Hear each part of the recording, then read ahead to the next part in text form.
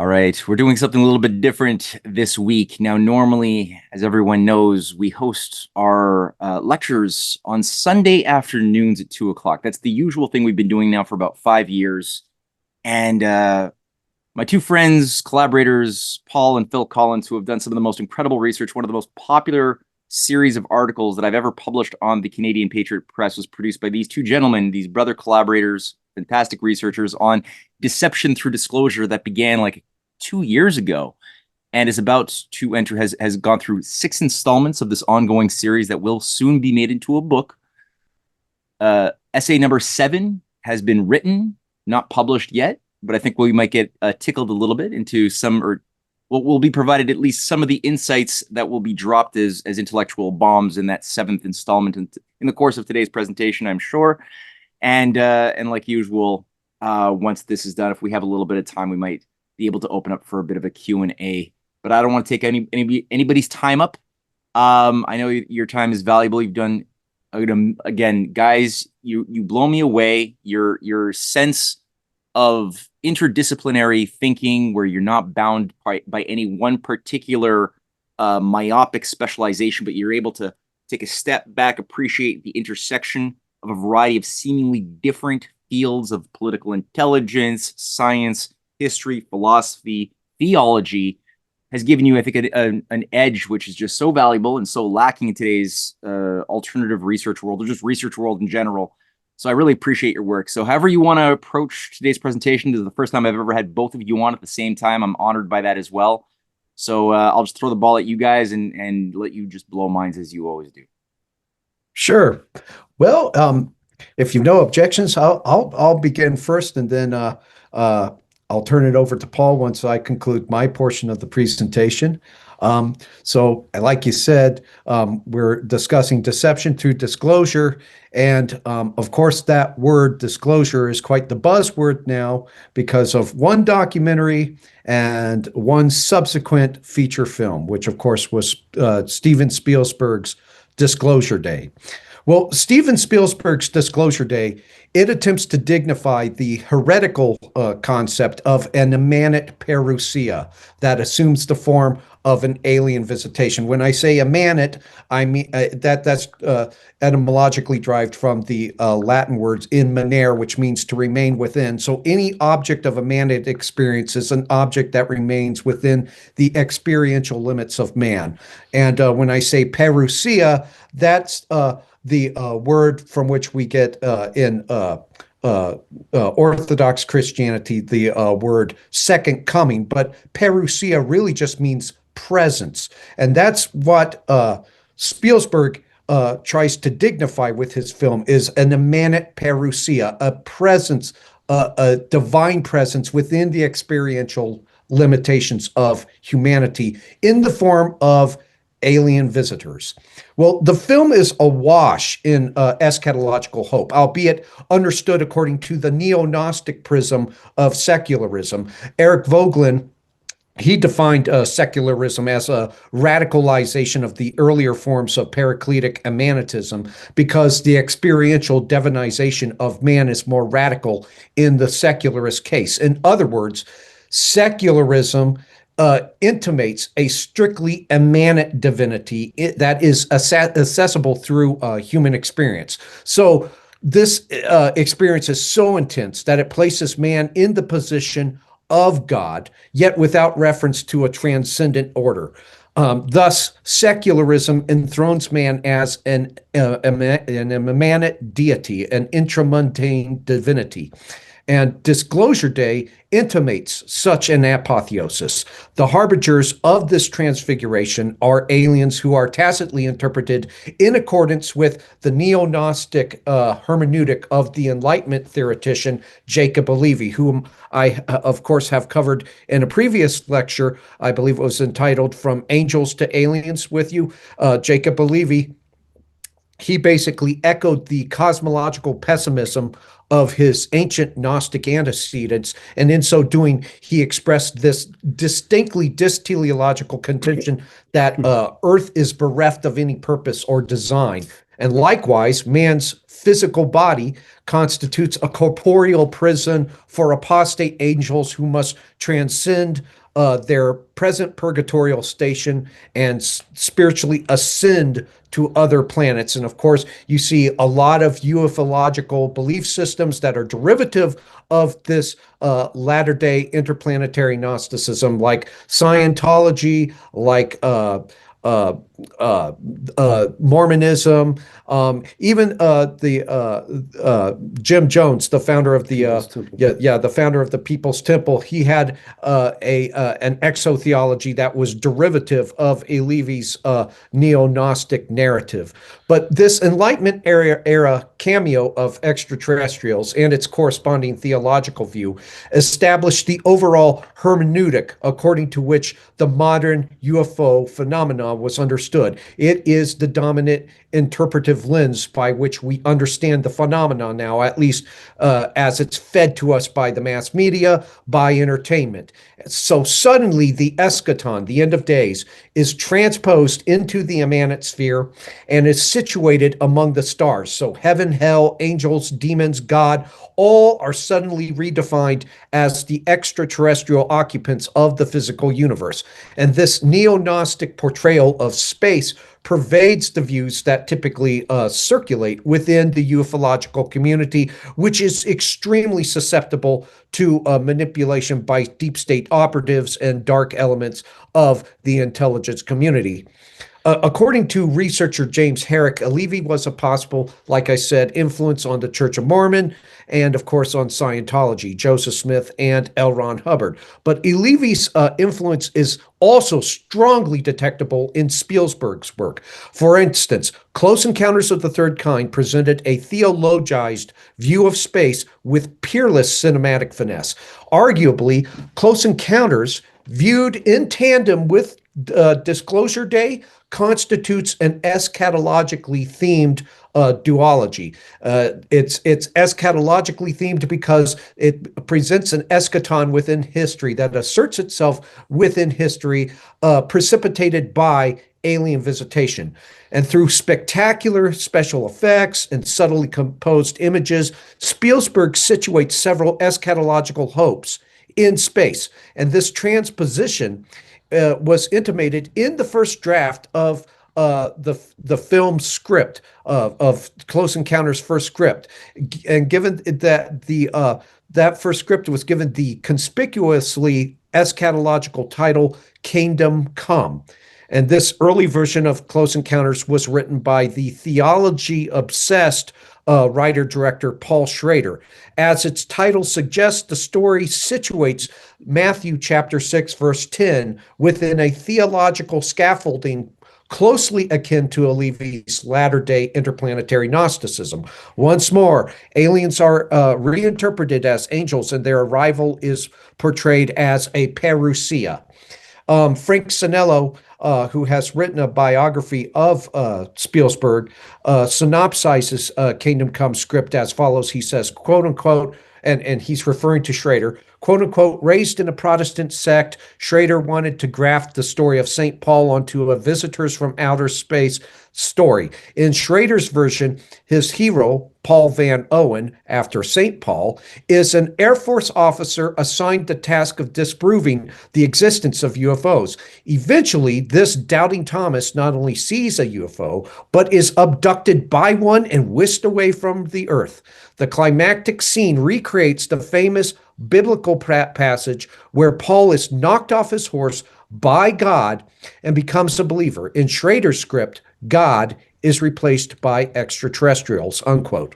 So, as the name of Schrader's protagonist suggests, Kingdom Come radically interpreted the Damascus Road experience as the revelation of extraterrestrial intelligences possessing spiritual insights previously inaccessible to humanity. Now, Orthodox Christian soteriological concepts such as the believer's life of repentance, the redemption from sin, and the eventual realization of theosis, or that is to say, being brought into conformity with the image of the risen Christ, are supplanted by an updated version of gnosis, of secret knowledge. Like Levy, Schrader merely offered a Gnostic recasting of New Testament themes in light of these Gnostic elements. It comes as little surprise that Schrader would later adapt The Last Temptation of Christ for the screen. Originally, written by Nikos Kazantzakis, The Last Temptation of Christ was replete with Gnostic ideas. For instance, Kazantzakis' revised version of Mary Magdalene expresses misotheistic sentiments that echo Gnosticism's rather unflattering depiction of the biblical God, of Jehovah, insinuating that God is actually a deceptive archon. Kazantzakis writes, and I'll quote him,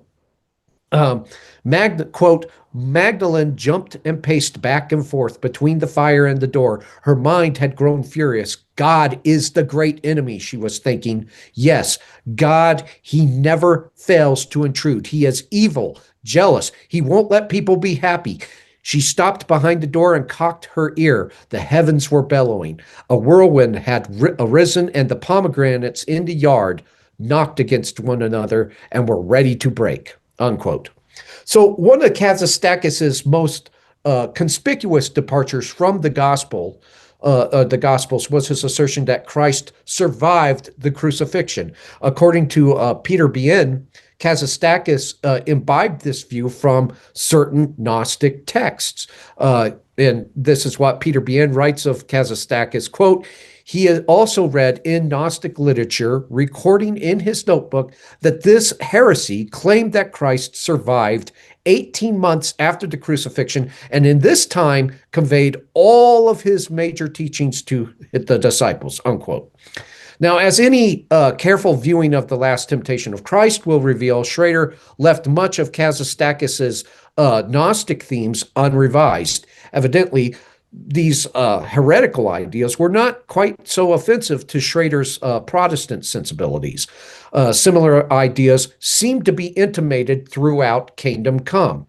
Unfortunately for Schrader, his draft of the script was not well received by either producer Julia Phillips or Spielberg.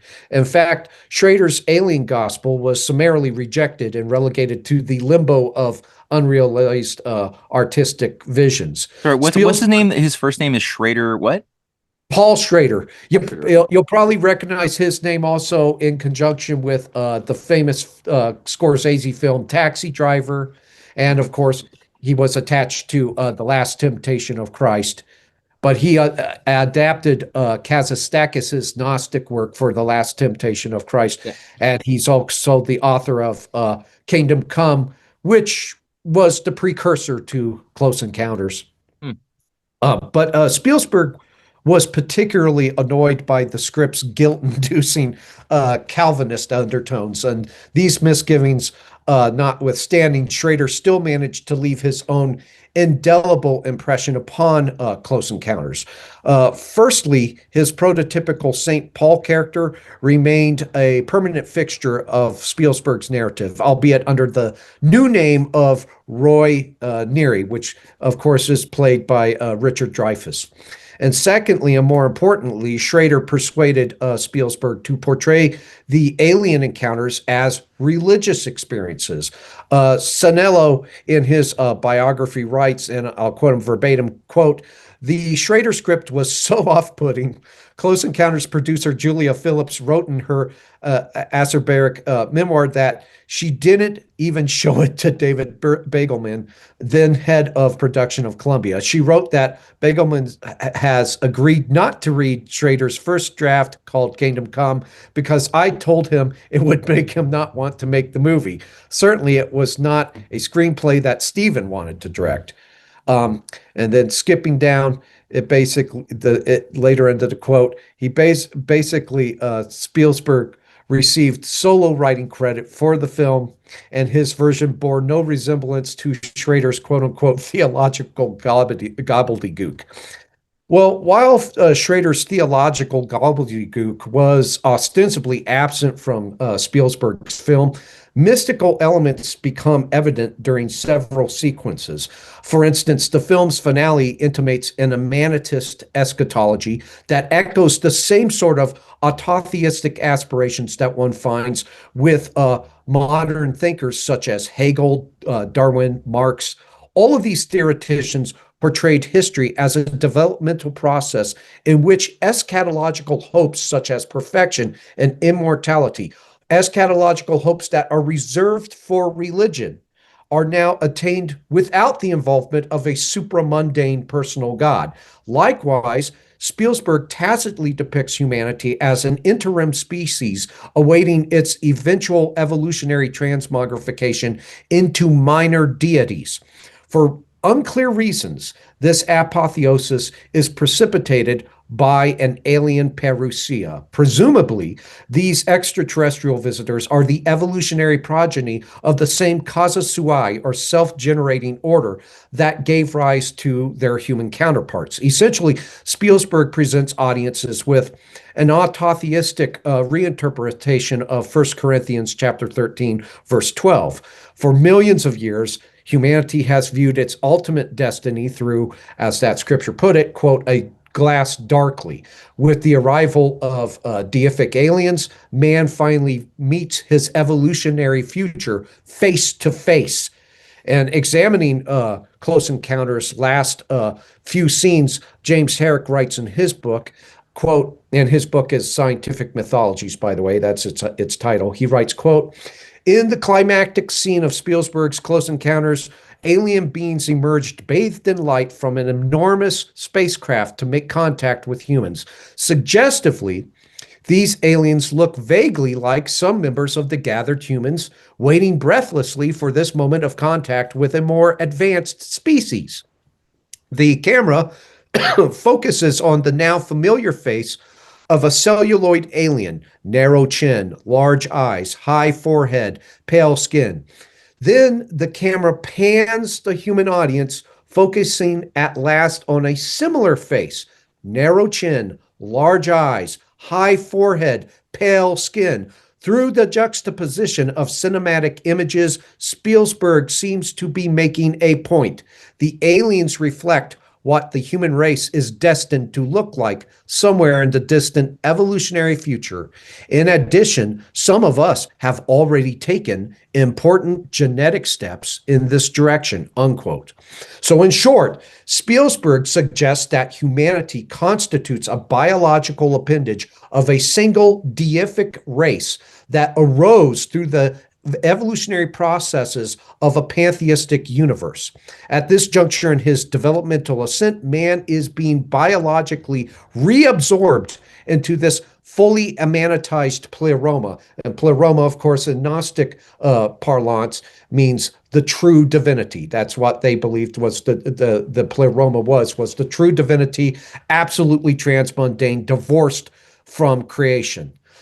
This proposition of intergalactic racial homogeneity was not lost upon renowned science fiction author Ray Bradbury, who praised Close Encounters as the, quote, most important film of our time. For this is a religious film in all the great good senses, the right senses of that much battered word, because for the first time, someone has treated all of us as if we really did belong to one race, unquote. So taken at face value, Bradbury's praise could be construed as a celebration of racial concord, and who wouldn't celebrate that?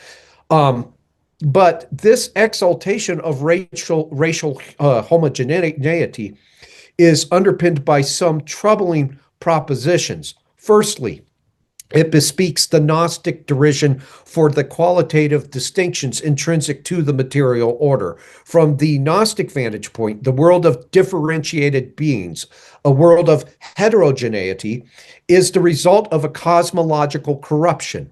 Initially, humanity existed in harmonious homogeneity with the pleroma, wherein the fullness of divinity was concentrated.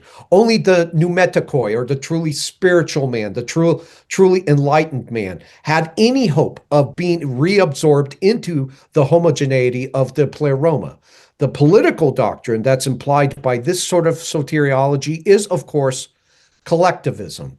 On the collectivist view, those who resist assimilation into the apotheosized state are active impediments to utopia and qualify as veritable sukeikoi. And sukeikoi in Gnostic parlance, by the way, these categories were invoked by St. Paul, but were radically revalued and reinterpreted in Gnostic hermeneutics. And the term sukeikoi in their parlance means the bestial man, the man who is basically immobilized in terms of his soteriological status, can never be changed, is just nothing more than a mass animal. But an inescapable corollary of this view is political genocide, the wholesale slaughter of groups that refuse to give their assent to the sacred tenets of the omnipotent technocratic state. Secondly, the exaltation of radical racial homogeneity presupposes a hierarchical gradation in human development. The further removed a given evolutionary stage is from the original race, the more retrogressive its members are. Whether Spielberg realized it or not, the climactic scene of Close Encounters tacitly affirms such a racial caste system. Herrick observes certain thematic parallels between in the climactic scene of Close Encounters and Herbert Spencer's speculation that higher forms of humanity are distinguished by certain anatomical features. Think of for instance, the discredited eugenical science of phrenology, for instance.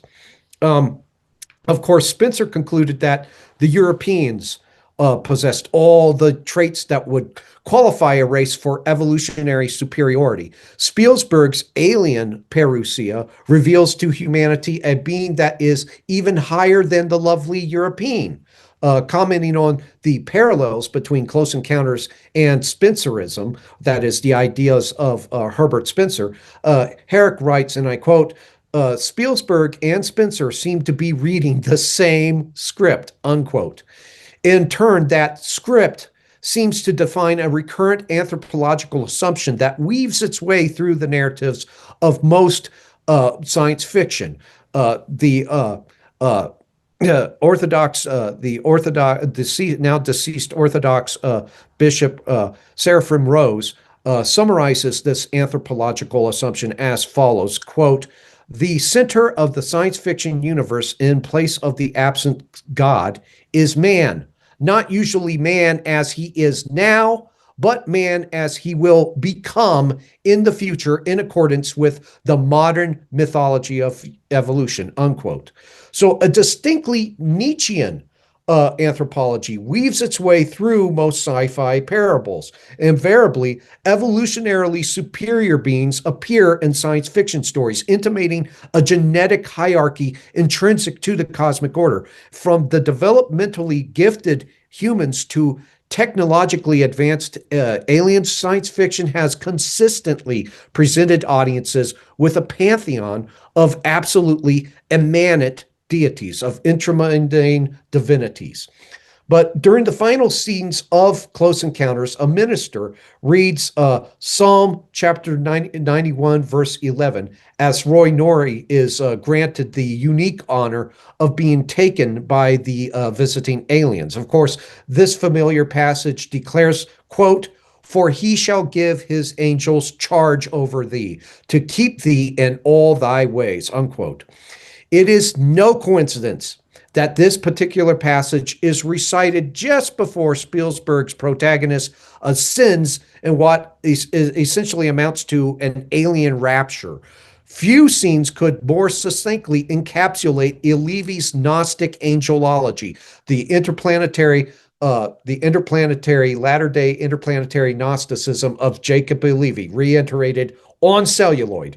Herrick summarizes, quote, alien culture, it is suggested, will become for us a source of innumerable insights, certainly scientific, perhaps also spiritual, unquote.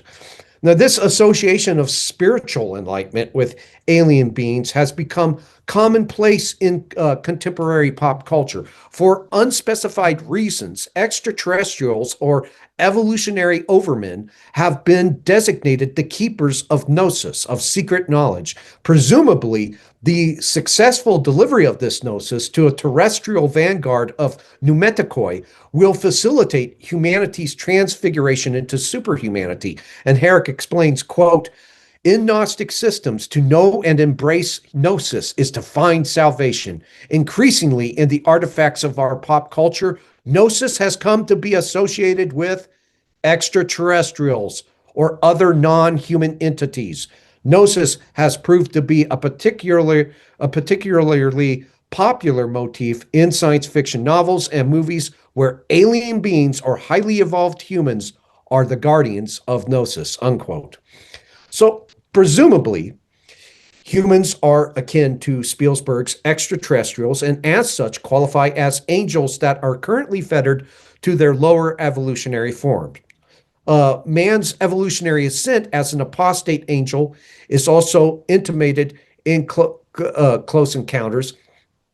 It's not only intimated in Close Encounters, it's more explicitly expressed in Disclosure Day. Now, maintaining the film's eschatological tone, Disclosure Day opens with the world on the brink of World War III. This opening is by no means original. Arthur C. Clarke's 2010 opens exactly the same way and predictably arrives at the same climax. In fact, thematically, both films are virtually carbon copies of one another. Disclosure Day is just slightly more kinetic, featuring high-speed car chases and some moderately tense hide-and-seek ground pursuits. Nevertheless, both movies convey the same eschatological message. Averting humanity's self-immolation necessitates the revelation of an alien presence. The parallels are hardly surprising when one considers the neo-Gnostic pedigree of both screenwriters. Like most modern Gnostics, Spielberg and Clarke envision an eschaton within history. For reasons that are not quite clear, the disclosure of extraterrestrial existence will precipitate the abolition of war, the perfection of humanity, and the arrival of a secular facsimile of the eschaton. And this transfiguring gnosis in the film Disclosure Day is procured by Daniel Kellner, a cybersecurity specialist who defects from a U.S. government-adjacent corporation dubbed Wardex. The character's name is appropriate given the prophetic nature of the book of Daniel, which features an explicitly eschatological 12th chapter. Kellner steals files chronicling all cases of human-alien contact since the Roswell incident, which constitutes the foundational myth of ufology. In addition to this forbidden knowledge, this gnosis, Kellner comes into possession of a piece of alien technology that suspiciously parallels Aaron's staff in the book of Exodus. But Kellner's theft is discovered by Wardex CEO Noah Scanlon, who immediately mobilizes federal authorities to retrieve the company's alien files and technology. Now, classified as now that Kellner's classified as a national security threat, he must seek refuge in a convent with his girlfriend, who is a former nun named Jane. In a somewhat panicked conversation concerning the alleged theological ramifications of extraterrestrial life, Kellner confronts Jane about her departure from the church, her apostasy. Well, elucidating the reasons for her apostasy, Jane reveals that she didn't leave because she stopped believing, but because she could no longer countenance God's divinity. She could no longer view God as divine. On what grounds does Jane now reject God's divine qualities, his omniscience, his omnipotence, his omnipresence? She explains, and I'll quote her verbatim, quote, "He's how we define ourselves," unquote. In other words, God is merely the product of vicarious autotheism. He only exists as an anthropomorphic projection that helps man define himself. He is essentially a heuristic device born of solipsistic megalomania, just a mirror to bring us self-knowledge. Jane's utterance echoes the ideas of Ludwig A. Feuerbach and his materialist protege, Karl Marx, who interpreted the transcendent God as a projection of man's best features into a hypostatic beyond. Ergo, God is now man who is presently not divine. According to Jane, the true divinity, that is to say, the pleroma, is incarnated by extraterrestrials. The former nun declares, and I quote, "We've been raised to believe in a supreme being, and now you want to show us actual supreme beings." Thus, the divine is rendered as exclusively immanent through the attribution of deific traits to extraterrestrials. Meanwhile, the God of Christianity is the anthropomorphic projection of an amnestic deity called man, a divine amnesiac. This deity's re-enthronement will be intimated later in the film. At any rate, through this two-pronged critique, Spielberg asserts that the traditional theistic conception of God originated in the minds of primitive minds who misidentified and mythologized intergalactic travelers. Because these explorers exhibit all of the requisite traits of a deity, they are in toto the true God. Ergo, God occupies the ontological confines of the physical universe and is by definition exclusively immanent. Of course, such a conception is logically unsustainable because it renders God contingent. Contingent beings have a definite origin and exist only because of other causative factors such as gravity and oxygen. However, on Orthodox Christianity, God is unoriginated and exists necessarily, not contingently. Moreover, he exists in a state of atemporality, unfettered from the chronemic categories such as beginning and end. None of these qualities are commensurate with an exclusively immanent deity. They do, however, comport with the intramundane divinity posited by one of the chief promulgators of the alien myth, H.G. Wells.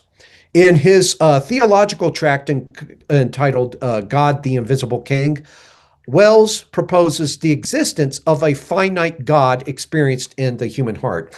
And one has to laugh at this phrase, finite God, because it's a juxtaposition of irreconcilable terms, of mutually exclusive categories.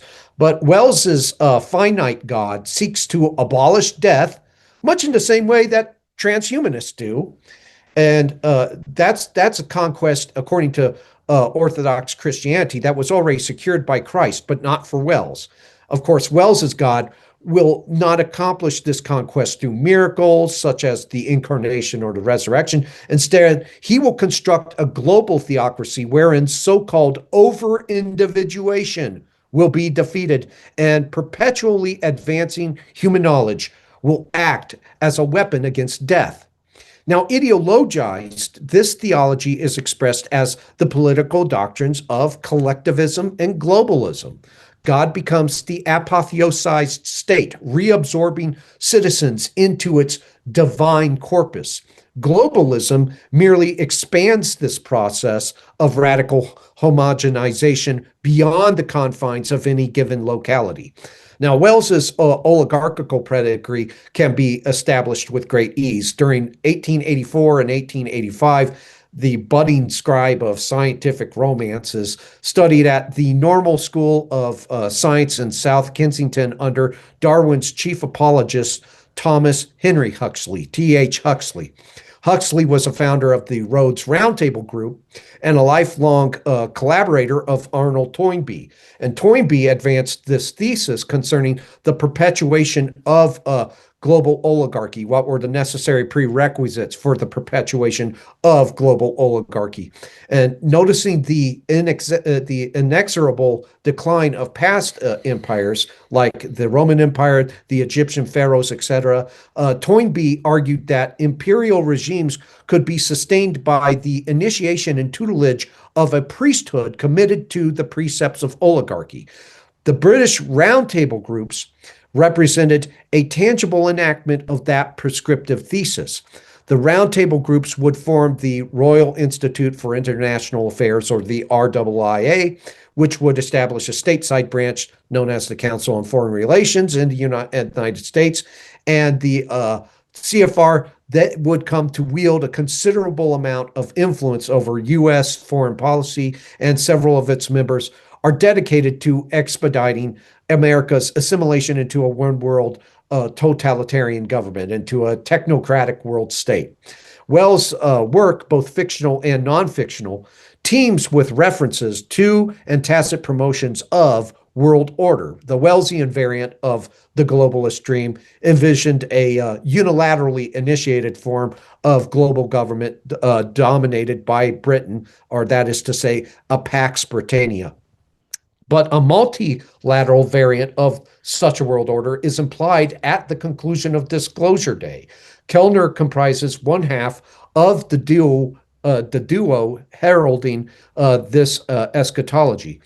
The other prophet of the alien parousia is Margaret Fairchild, a meteorologist working at a small news channel in Kansas City. And in a grotesque parody of Pentecost, as it was presented in Acts chapter 2, a shape-shifting alien masquerading as a bird descends upon Fairchild and awakens in her several charismatic gifts. These include speaking in extraterrestrial tongues and changing her appearance a la Christ on the road to Emmaus, which we find in the book of Luke, chapter 24, verses 13 to 35. Fairchild inadvertently reveals her gift of alien tongues during a live broadcast, which Kellner watches and correctly interprets. The message that he interprets delivered by Fairchild is as followed, and I quote, "Don't be afraid of what you don't know."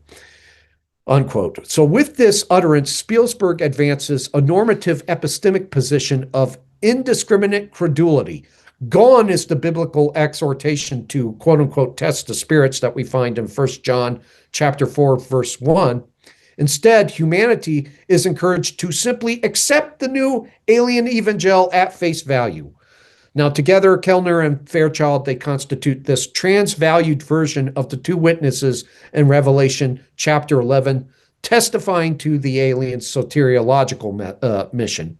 However, these two witnesses cannot fully access their extraterrestrial charisms without first consulting Hugo Wakefield, a Wardex whistleblower tacitly modeled on the late Professor John Mack. Of course, Mack is most recognized for his work with alleged UFO abductees, whom he believed to be an entirely different genetic type than the rest of humanity, a result of human and alien hybridization. And this divergent genetic heritage has endowed abductees with a greater mental flexibility and a heightened sensitivity to higher modes of experience. They just now become the new mystics and shamans for a secular era, acting as conduits for otherwise inaccessible knowledge from higher intelligences, or gnosis. On Mack's view, abductees comprise nothing less than a new type of human being. And herein is the myth of celestial bloodlines, which Jacques Vallée characterizes as anti-democratic and totalitarian. This myth echoes Jacob Levy's latter-day interplanetary Gnosticism, which depicted humans as angels fettered by physical embodiment. Of course, the word angel is etymologically derived from the Greek term angelos, which means messenger. The message of Spielberg's aliens is evolutionary. They have traveled to Earth to guide those who are ready to evolve.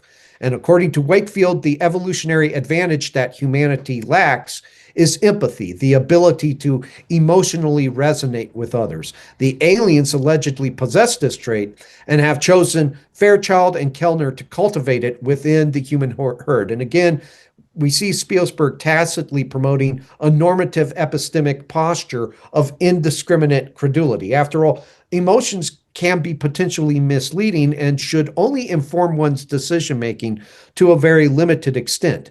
However, Spielberg portrays uncritical emotional resonance as superior to careful discernment. Man must learn to emotionally resonate with everyone else, the tenability of people's varying moral postures notwithstanding. But under the guidance of Wakefield, Kellner and Fairchild learned that they were abducted by extraterrestrials as children. Their alien captors subject them to horrific experiments, which produced the duo's unique powers. And at this juncture, Jane's earlier Feuerbachian utterance becomes significant. As was previously observed, Jane tacitly asserted that God is actually the product of vicarious autotheism. Such an assertion is hardly novel. In fact, some Gnostic texts make the same claim. Humanity once existed as part of the divine in consubstantiality with God, but had fallen into spiritual amnesia concerning this prelapsarian unity. Now man is prone to projecting his forgotten divine nature onto beings that are external to him. Such a contention is expressed in the Gospel of Philip, wherein it's declared, quote, "In the beginning God created humans. Now, however, humans are creating God. Such is the way of this world. Humans invent gods and worship their creations. It would be better for such gods to worship humans." Feuerbach later echoes this autotheistic proclamation, declaring, quote, "Man was already in God, was already God himself before God became man," unquote. In other words, man preceded God. Feuerbach states, quote, "But that which in religion holds the first place, namely God, is, as we have shown, in itself and according to the truth, the second, for it is only the nature of man regarded objectively, and that which to religion is the second, namely man, must therefore be constituted and declared the first," unquote. So on Feuerbach, God was merely the nature of man considered or regarded objectively. This objective view of humanity removes man from the first place and relegates him to the second. In reality, man is the first cause and prime mover. He was a deity who divested himself of his own divinity. Instead of recognizing his own divinity, man projects it onto an ethereal other, which he dubs God. Thus, God is merely an anthropomorphic projection. Knowledge of man's deific status stipulates a shift in vantage point from absolute objectivity to absolute subjectivity. Feuerbach further asserted that all of God's divine traits really amounted to reflections of the human hope to overcome finitude. And in and of itself, such a hope is legitimate. It is even acknowledged by the theandric humanism that constitutes the core of Orthodox Christian anthropology. Man was never meant to be limited by the constraints of entropy and death. Man was meant to be eternal. In truth, finitude is an aberrant corollary stemming from a prelapsarian diminution in the human condition. So the ultimate symptom of finitude, namely death, will be conquered on Orthodox eschatology and soteriology. However, Orthodox Christianity adamantly asserts that the conquest of finitude can only be achieved through God's grace.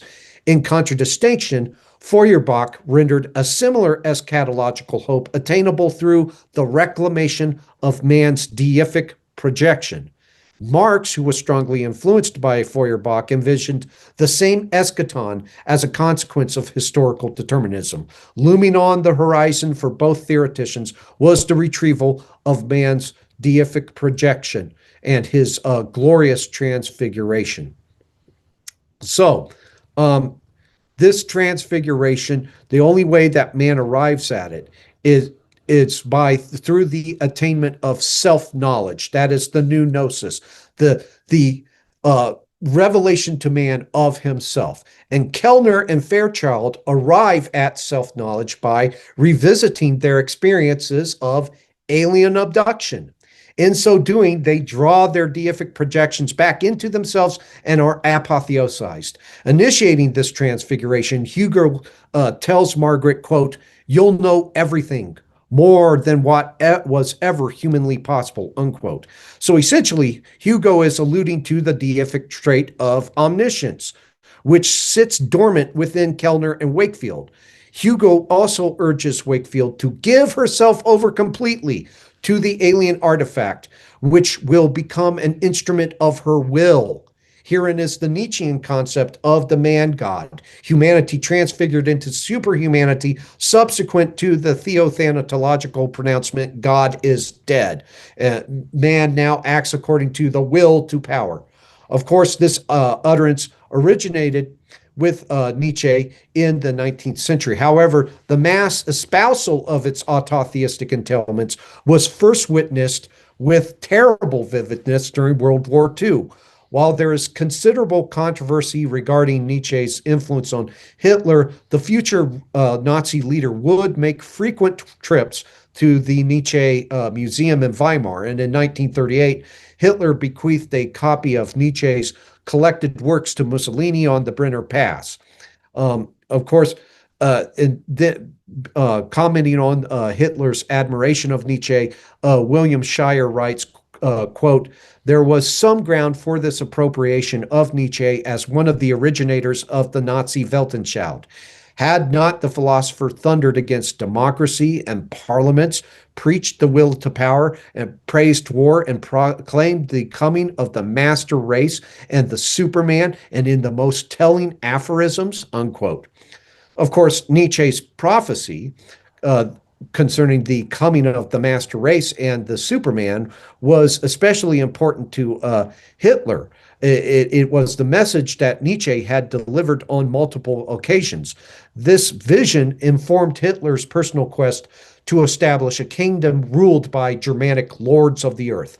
The anthropology of Hitler's master race was derivative of Nietzsche's autotheism, which in turn belonged to a broader continuum of thought. According to W. Warren Wagar, Nietzsche's doctrine of superhumanity was but one of several doctrines concerned with the time-bound emergent deities that seem to permeate 19th and early 20th century thought.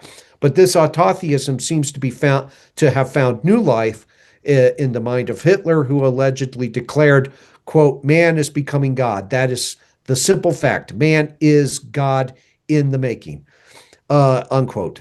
A central concept of Nazi ideology was the Führerprinzip, or leader principle, which stipulated a complete devotion to Hitler as the unerring incarnation of the Volk. This concept situated Hitler in a nearly deific position of authority. Modern ufology exhibits troubling parallels with Nazism and with this stream of thought, chief among which is the aforementioned celestial bloodline myth. If one can argue persuasively for the existence of extraterrestrial demigods, then one has an ostensibly compelling foundation for a racial supremacy doctrine. Again, Spielberg tacitly countenances Spencerism and Spencerian ideas of racial supremacy in Klaus Encounters. His advocacy for genetically superior alien-human hybrids is far more explicit in Disclosure Day. Kellner and Fairchild are the first publicly announced members of a celestial bloodline heralding an alien parousia. The prerequisite for their assumption of this lofty distinction is acquiescence to psychological manipulation, eugenical regimentation, medical experimentation, and possibly even sexual victimization. Ominously enough, these practices constitute the modus operandi of the deviant elite who are working to build a technocratic order. The extraterrestrial myth, promulgated by the likes of Spielberg, merely provides the ideational vehicle for the insinuation of such practices into the mainstream and the immanentization of the eschaton, the elite's dream of establishing heaven on earth. And that concludes my portion. I'll now turn it over to the other brothers, Collins. Yeah. So Phil really hit upon the philosophical and theological. Yeah. Let me just quickly say this, because I'm going to have this both as one single video that but I'm also going to have these as two separate individual ones too, for more bite-sized consumption. And so, Phil, I just wanted to say thank you for that. I got a lot of questions I wrote down, and yeah, sure. Go ahead, Phil. No, don't get up. I'm saying that I'm going to withhold my questions because I don't want to break the flow. So, Paul, you could just ride right into it. I've got a bunch of questions. Jenny, Mary, Harvey, if you guys have any questions, just hold them back in your mind, and we'll have a little bit of time when this is done to throw them out there. But thank you for going through that. All right, Paul, it's all yours. Okay, so the question that I wanted to tackle in relation to Disclosure Day, and of course, Phil handled the theological and philosophical underpinnings and what is basically trying to be relayed, on that philosophical and theological level to the audience. The question that I wanted to broach is basically, is Spielberg a deep state actor? Is he a conscious agent of covert political forces and covert political circles? So that's basically what I'm tackling here in this portion. One cannot look at Spielberg's Disclosure Day. Wait, just quick. Before I let you go on, are you sure it's Spielberg or Spielberg? Spielberg, sorry, Spielberg. All's good. All right, okay, keep going. All right. Okay. No. Yeah, one cannot look at Spielberg's Disclosure Day with its assault on faith and sound religious doctrine in isolation from other developments. The film has a special relationship with another film that was released in the prior year, the documentary The Age of Disclosure. This film featured a rogue gallery of UFO disinformation agents. Among them were Jay Stratton, Eric W. Davis, Hal Puthoff, Louis Elizondo, and other members of what we refer to as the OSAP ATIP fraternity.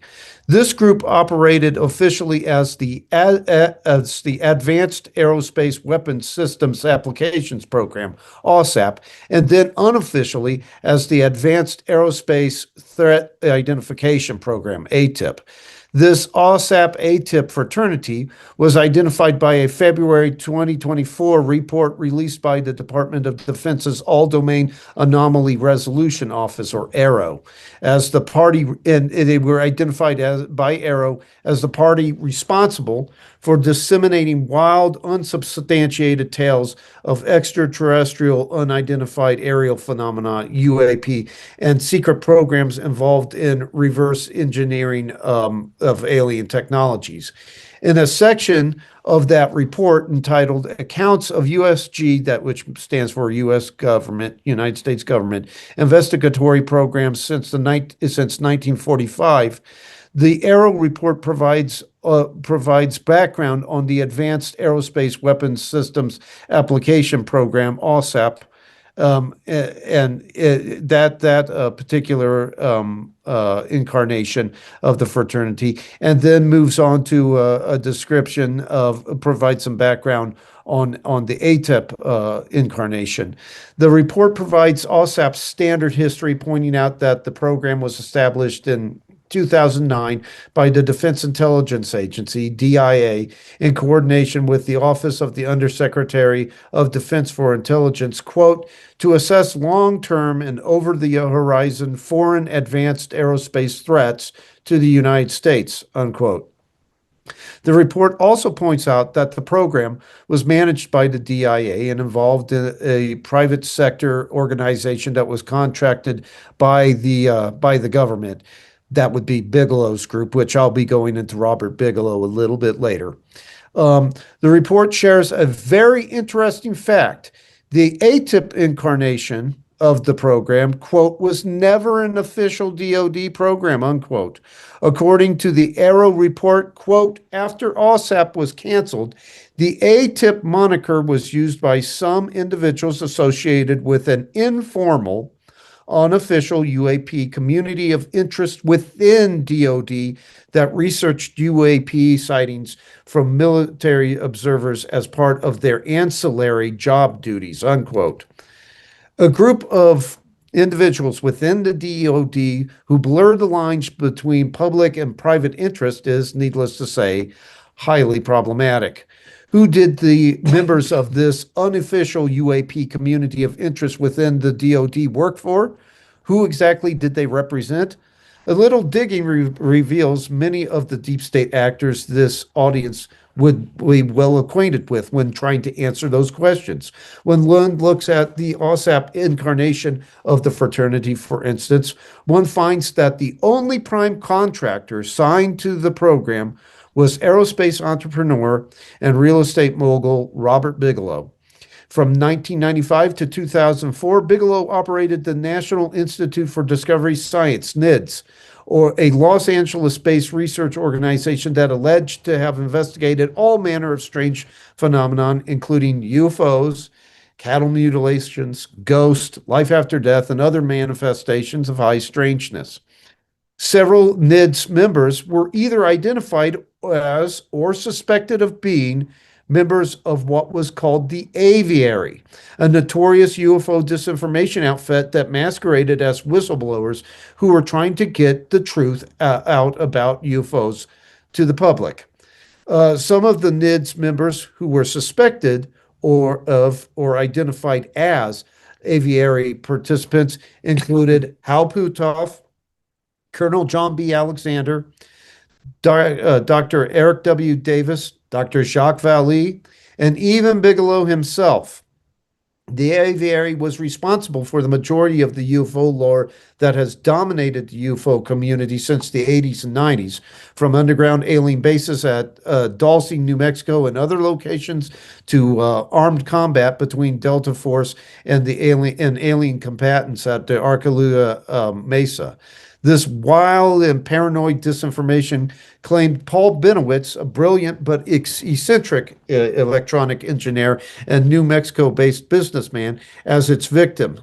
Benowitz had acted as an unwitting disinformation amplifier for the Aviary, and he believed everything he was being told by AFOSI agent and Aviary representative Richard Doty.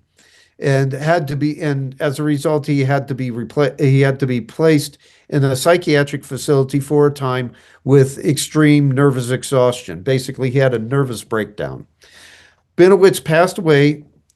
He passed away in 2003, never quite the same, never entirely mentally sound, and utterly convinced that everything the Aviary had fed him through individuals such as Richard Doty and the witting Aviary conduit and author William Moore was absolutely real and absolutely true. He still believed that it was true, even when he was told to the contrary by Richard Doty and Bill Moore in the aftermath.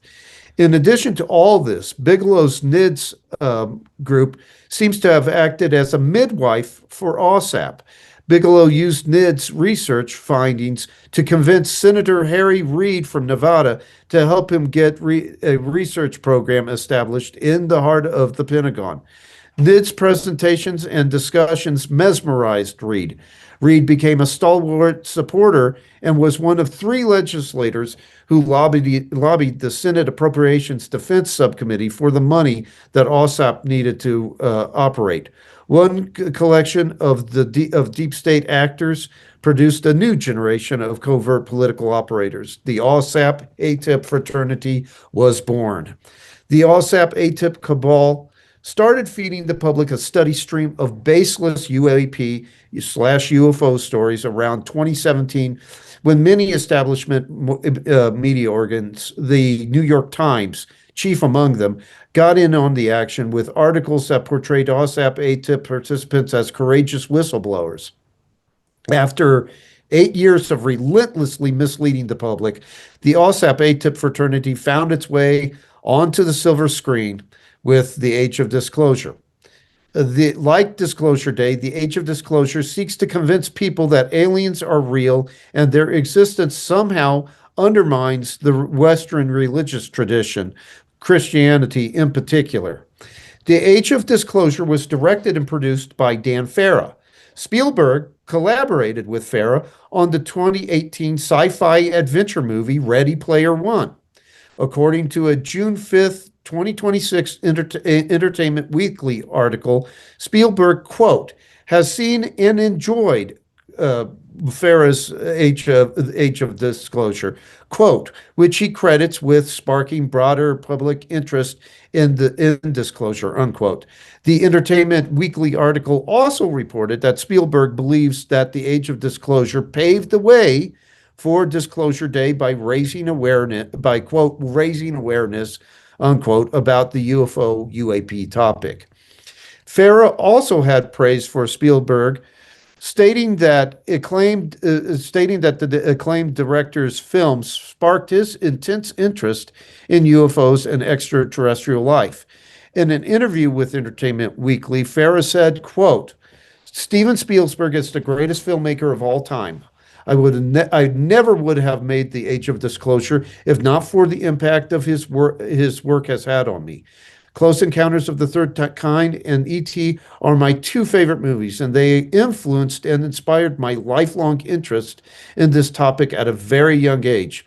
Like millions of people around the world, including those running the U.S. government right now, Steven's movies captivated me and made me curious about big, important questions like, are we alone in the universe?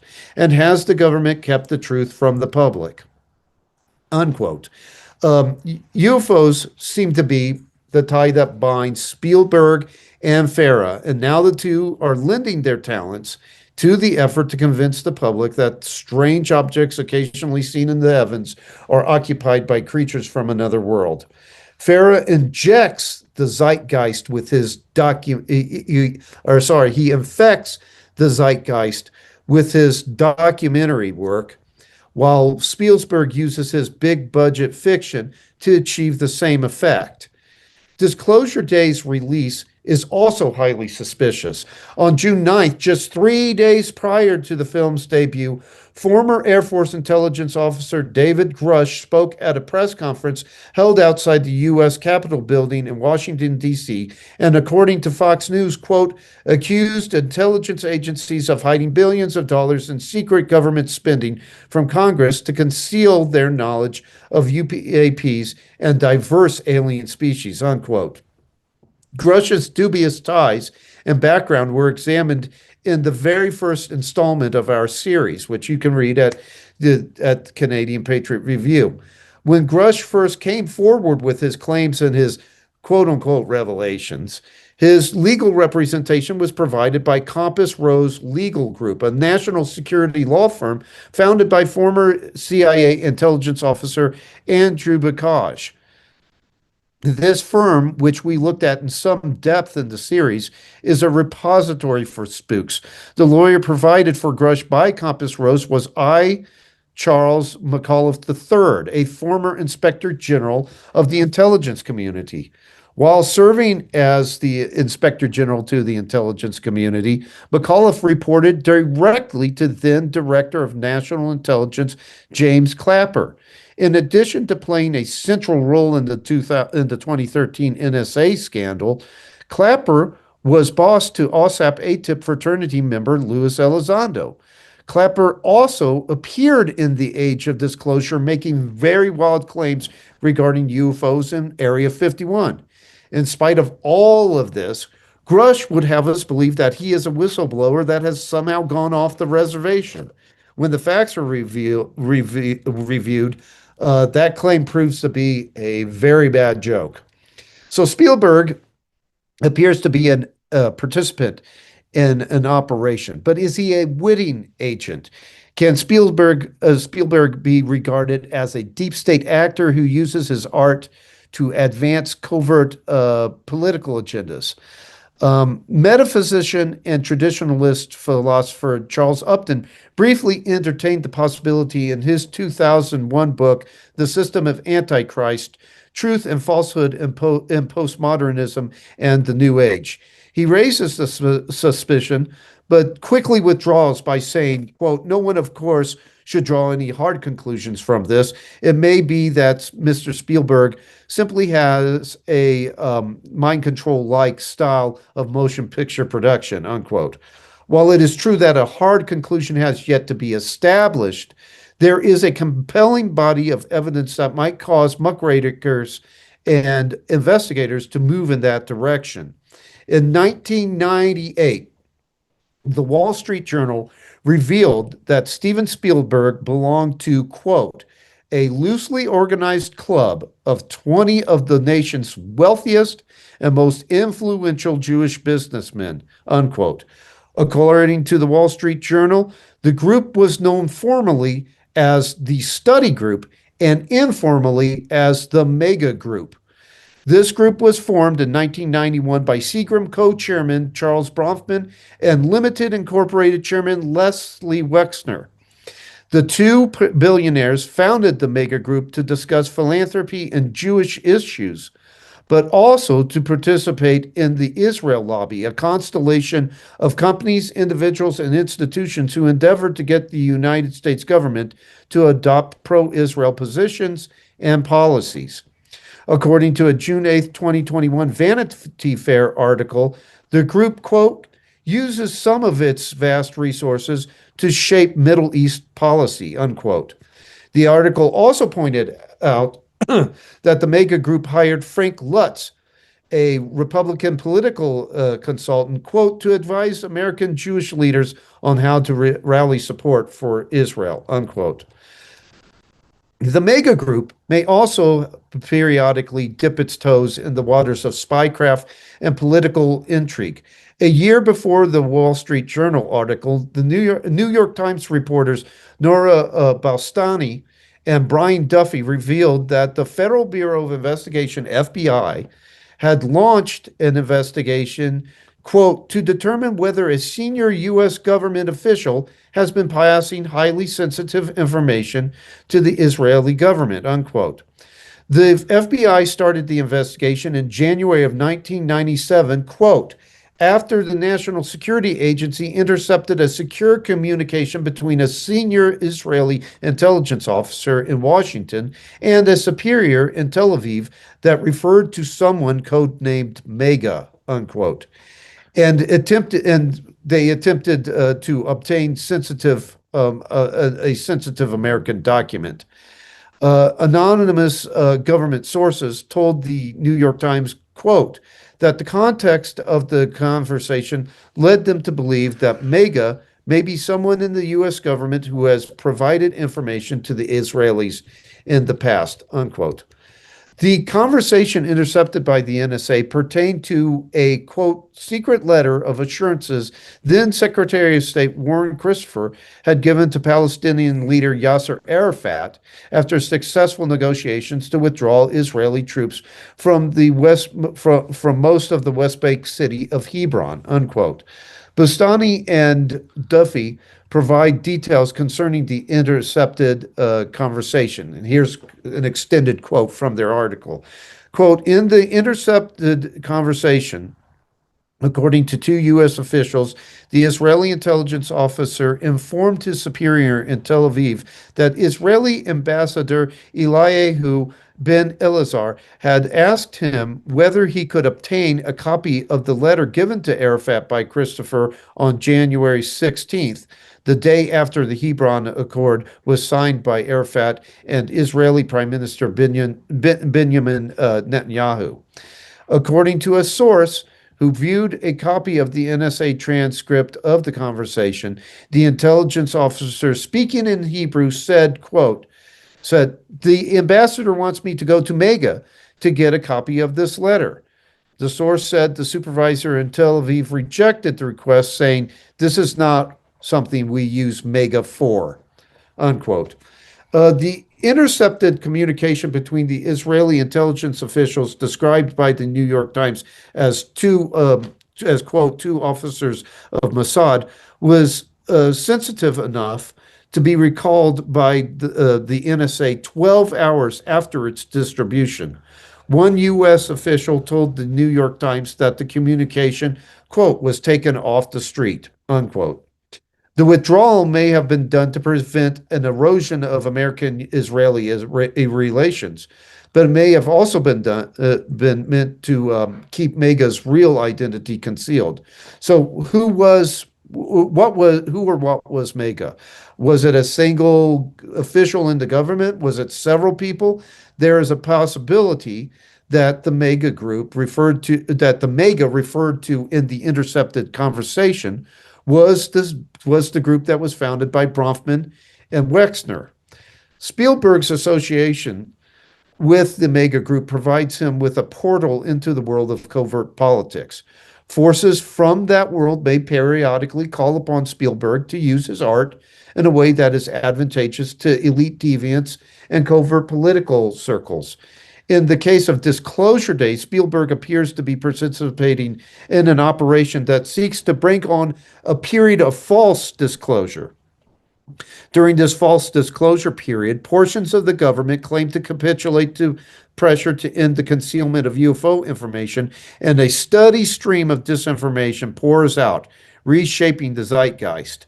This fake disclosure period will be used to achieve many goals and many agendas. The most significant goal pursued by the fake disclosure period, however, is the erosion of the Western religious tradition generally and Christianity specifically.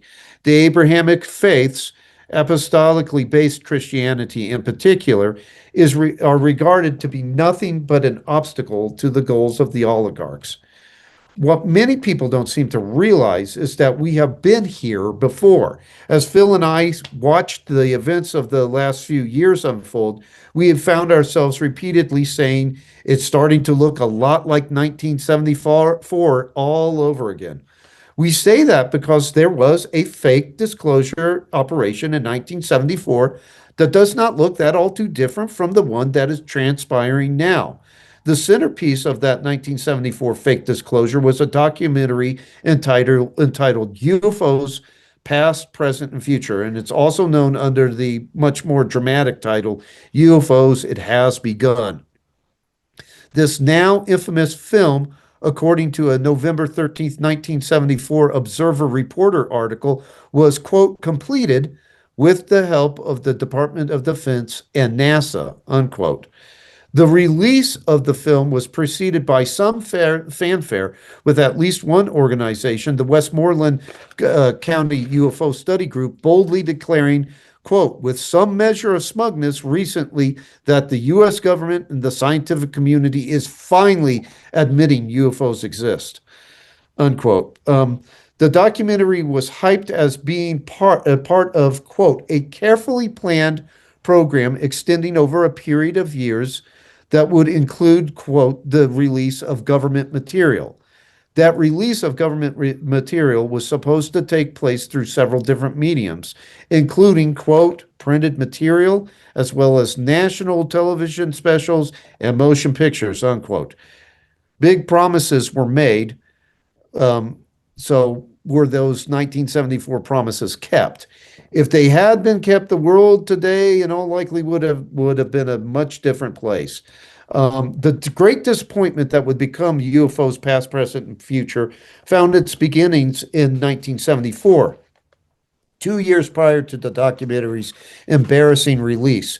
It was then that Robert Emenegger and his production partner, Alan Sandler, received a request from the Pentagon to assist the Department of Defense in a public relations improvement. Emenegger's and Sandler's image building effort would take the form of a film that, in the words of Mark Pilkington, quote, would focus on some of the more exotic things going on in the military at the time, unquote. While doing the research for the film, both Emenegger and Sandler were permitted to see some new developments in the realm of defense that can only be described as amazing. Emenegger shares some of those developments, which included dolphins that were trained by the Navy, atomic fusion developments, the ability to interface the mind with computers, dogs trained in reconnaissance and bomb location. But all this new technology, well, it was fascinating, but Emenegger and Sandler did not think that it would be enough to impress an audience. When Emenegger and Sandler made it known that they needed to present something much more remarkable to the public, the Pentagon promised to deliver by giving the dual access to what the military had in the realm of UFOs. So an invitation to California's Norton Air Force Base was extended to Immenegger and Sandler, and the two soon found themselves meeting with the base's Air Force Office of Special Investigations, AFOSI head, and another security officer named Paul Shardle. According to Pilkington, Shardle possessed, quote, AFOSI connections and was charged with the task of acquiring film for the United States Air Force. In addition, the Pentagon facilitated a meeting between Immenegger and Sandler and two high-ranking Air Force officials. The first individual was Colonel George Weinbrenner, the commander of the Foreign Technology Division, FTD, at Wright-Patterson Air Force Base. Later known as the National Air and Space Intelligence Center, the FTD is described by Pilkington as, quote, the Air Force's hub for any technology that isn't theirs, unquote.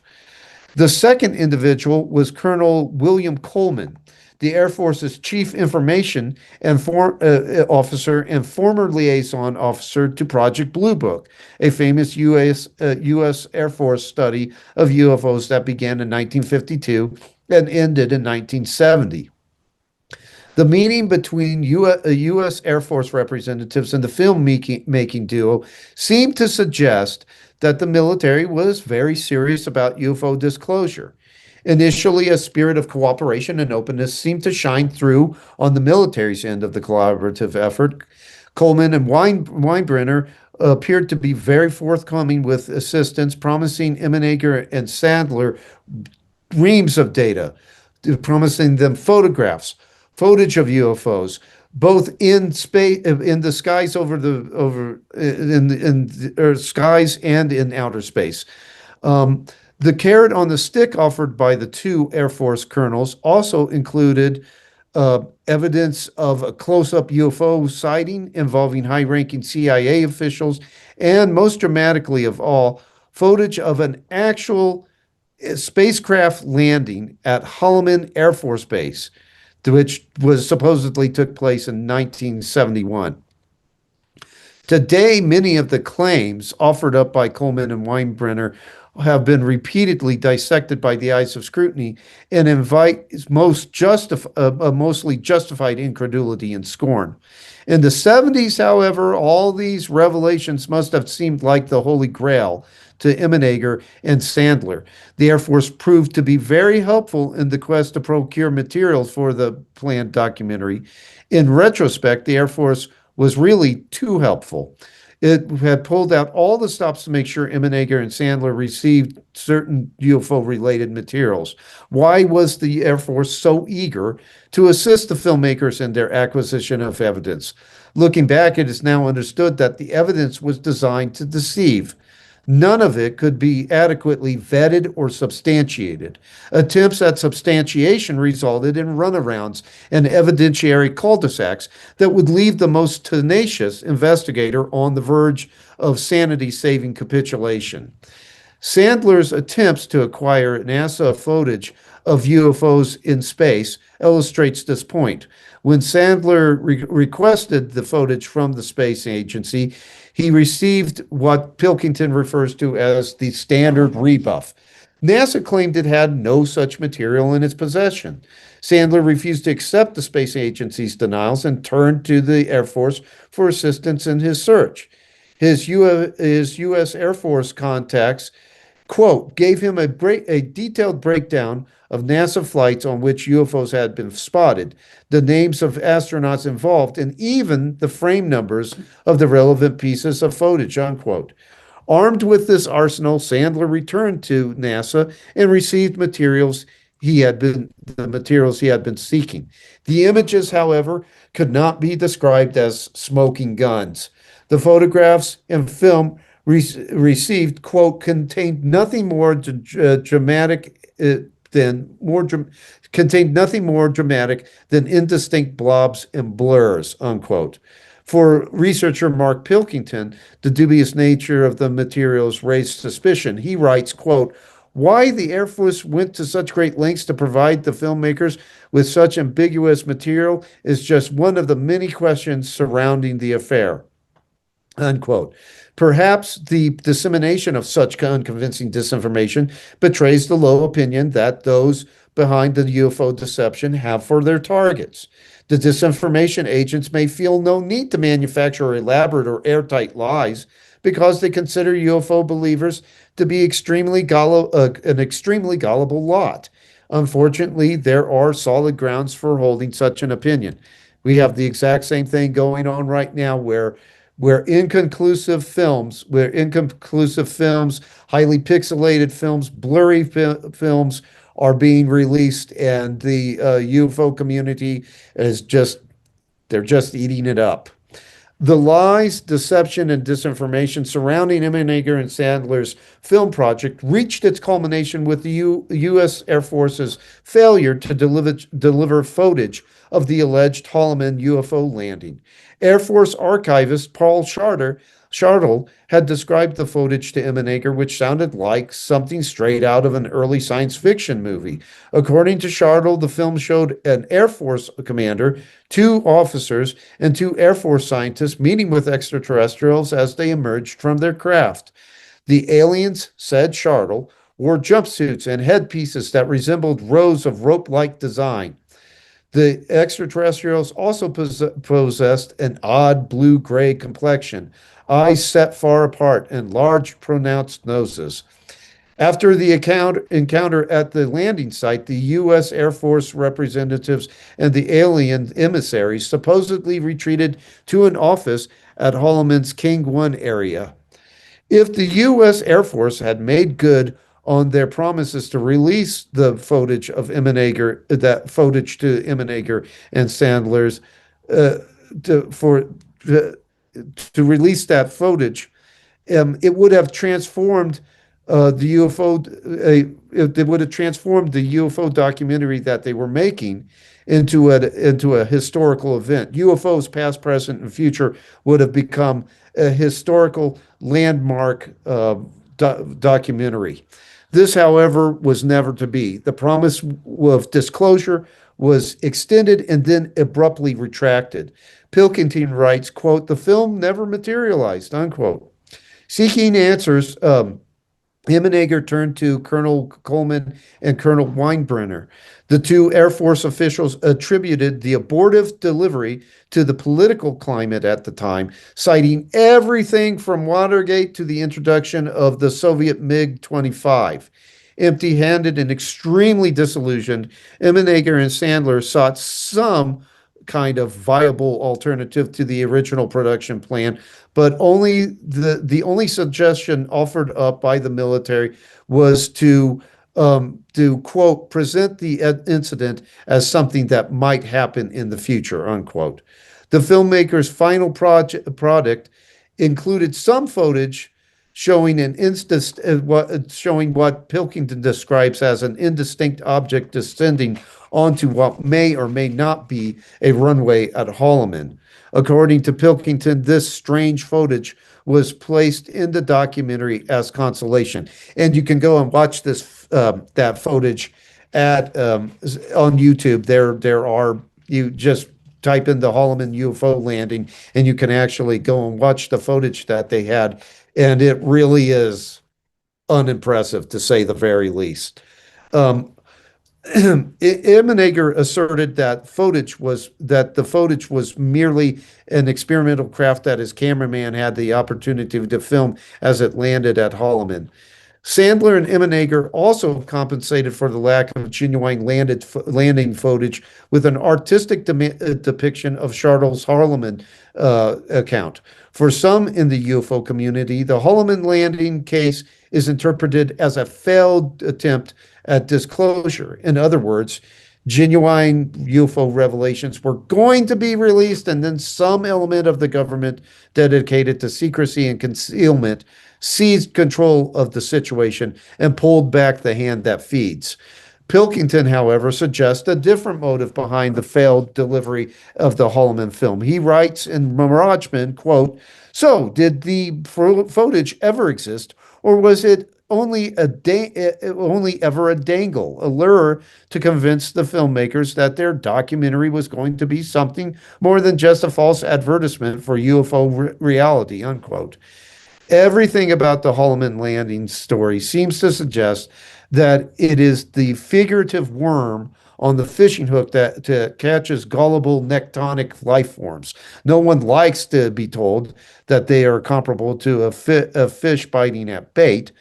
Alas, the people who believed that UFOs past, present, and future would actually answer their most nagging questions regarding UFOs fell into that category. The most important aspect of UFOs past, present, and future, that whole train wreck, is not the bang that fizzled out in a pathetic whimper. Traces of what is known as doctrinal warfare are detectable in the film. And we go into the concept of doctrinal warfare as it was perfected by the Central Intelligence Agency and other psychological warfare experts here in the United States. We go into that in part 7 of the forthcoming 7th installment of the series. At one point in the film, alleged historical support for extraterrestrial visitation is presented in dramatic fashion. One of the acclaimed actor, Burgess Meredith, appeared in this portion of the film, reading from the first chapter of the biblical book of Ezekiel. The first chapter of that biblical text deals with the prophet Ezekiel's vision of the throne of God, which is accompanied by 4 living creatures that provide support to God's seat of power. What is being suggested in not so subtle fashion is that Ezekiel saw extraterrestrials and misinterpreted them as the biblical God of his heavenly entourage. This is an intentional distortion of the vision given to Ezekiel, which, according to Charles Upton, quote, was not a sensual vision of meaningless and deliberately paradoxical aerial acrobats produced by the jinn, which is a term for otherworldly creatures that appear in Arabian myths and in the Islamic Quran, but an intellectual vision of God's creative power manifesting in and as the universe, unquote. While Ezekiel's encounter with God was of an intellectual and spiritual nature, while UFO past, present, and future transplants Ezekiel's experience in the realm of the 5 senses, all physical aspects of the experience, if there were any at all, were merely the results of what first occurred on the intellectual and spiritual levels. Upton writes, quote, if the throne appeared to Ezekiel's eyes, it was only because the meaning of the throne had already dawned upon his heart, unquote. By reinterpreting a theophany as a demonstration of extraterrestrial technology, UFOs past, present, and future displaces the God of the Abrahamic faiths and fills the void with morally problematic aliens that are not worthy of anything close to reverence or worship. Where did this strange and blasphemous idea come from? The source of the inspiration for this notion is most likely Swiss author Eric von Daniken's Chariots of the Gods, Unsolved Mysteries of the Past, a UFO book that made its American debut in 1969. In that curious book, Van Daniken focused in on the wheels within wheels described by Ezekiel, stating that this feature indicates that the Old Testament prophet saw, quote, what the Old Testament prophet saw, quote, was one of those special vehicles the Americans use in the desert and swampy terrain, unquote. Van Daniken, or it was comparable to that. Van Daniken also asserts that the wheels, which rose with the living creatures when they left the ground, operated like, quote, the wheels of a multi-purpose vehicle, say an amphibious helicopter, unquote. Such a device, of course, would not be omnipresent like the biblical God. It should come as no surprise, therefore, when Van Daniken writes, quote, Ezekiel gives precise details of the landing of this vehicle. He describes a craft that comes from the north, emitting rays and gleaming and gleaming and raising a gigantic cloud of desert sand. Now, the God of the Old Testament was supposed to be omnipotent. Then why does this Almighty God have to come hurtling up from a particular direction? Can he not be anywhere he wants without all this noise and fuss? Unquote. The symbolism and pictorial shorthand that appears in the Bible's prophetic sections does not factor into Van Daniken's interpretation of Ezekiel's vision. Throughout sacred scripture, the north appears as a symbol of divine presence and power and is often associated with judgment and calamity. None of these theological realities seem to matter to Van Daniken. For him, the text is describing some kind of extraterrestrial helicopter approaching Ezekiel from the literal north. The Swiss author wraps up with the following question, quote, "Who spoke to Ezekiel? What sort of beings were they?" Unquote. Van Daniken, of course, is speaking rhetorically. For him, Ezekiel's vision is a UFO incident that a primitive Old Testament prophet mistook for God. The anti-Christian variety of ufology promoted by Van Daniken may not have been formed in a vacuum. It is interesting to note that the manuscript for what would become Chariot of the Gods, Unsolved Mysteries of the Past, first caught the eye of Econ Verlag, a Dusseldorf-based publishing company founded and directed by Erwin Barth von Wehrenfnaup, a man who, according to the Pittsburgh Review of Books, quote, had a Nazi past, unquote. The Nazi past included, quote, writing for various Nazi publications, unquote. At one point, von Wehrenfnaup was even selected to be the editor-in-chief of Nordland, the SS publishing house, quote, though the appointment fell through, unquote. Econ Verlag wanted to publish Van Daniken's work, but, quote, they required a substantial rewrite. The task of rewrites fell to one Wilhelm Utermann. Regarding Utermann, Hannibal Hamlin writes in the Pittsburgh Review of Books, quote, Utermann had been a screenwriter and film producer in the 50s and 60s, but in the 30s and 40s, he had been an ardent Nazi. He edited the party paper, the Volkskrieger Beobachter, and enthusiastically, I'm probably slaughtering that name, and enthusiastically celebrated Hitler and promoted Nazi ideals in several other books. Like many run-of-the-mill Nazis, Utermann fell below the radar of the Nuremberg trials and moved into the German film industry, unquote. What's his first name? What's the first name? Utz Utermann. UTZ was first name. Utermann, last name Utermann. And I don't include it in my presentation, but I believe that he was also hired to do the script for the documentary version of Chariot of the Gods. Working under the pseudonym Wilhelm Rogersdorf, Utermann took to making significant revisions to Van Daniken's manuscript. The end result appears to have been a literary work heavily influenced by Nazi ideology. A Nazi presence can even be felt in the book's introduction, which includes a dedication to one-time SS Sturmbannführer and head of the Nazi rocket program, Werner von Braun. The book's obsession with ancient alien astronauts and its anti-Christian tone are the strongest indicators that the book was significantly shaped by Nazi ideology.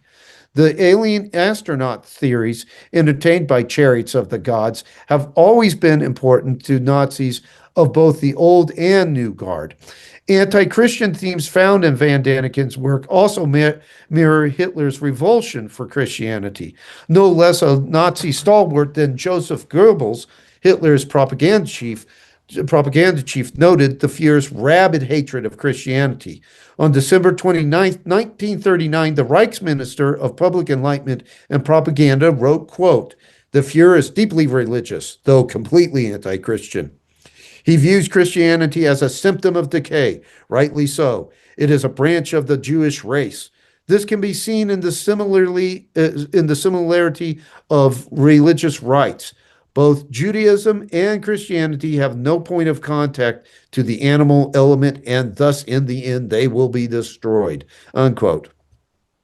None of the Nazi elements in Van Daniken's work prevented his outrageous interpretation of Ezekiel's vision from making its way into UFOs past, present, and future.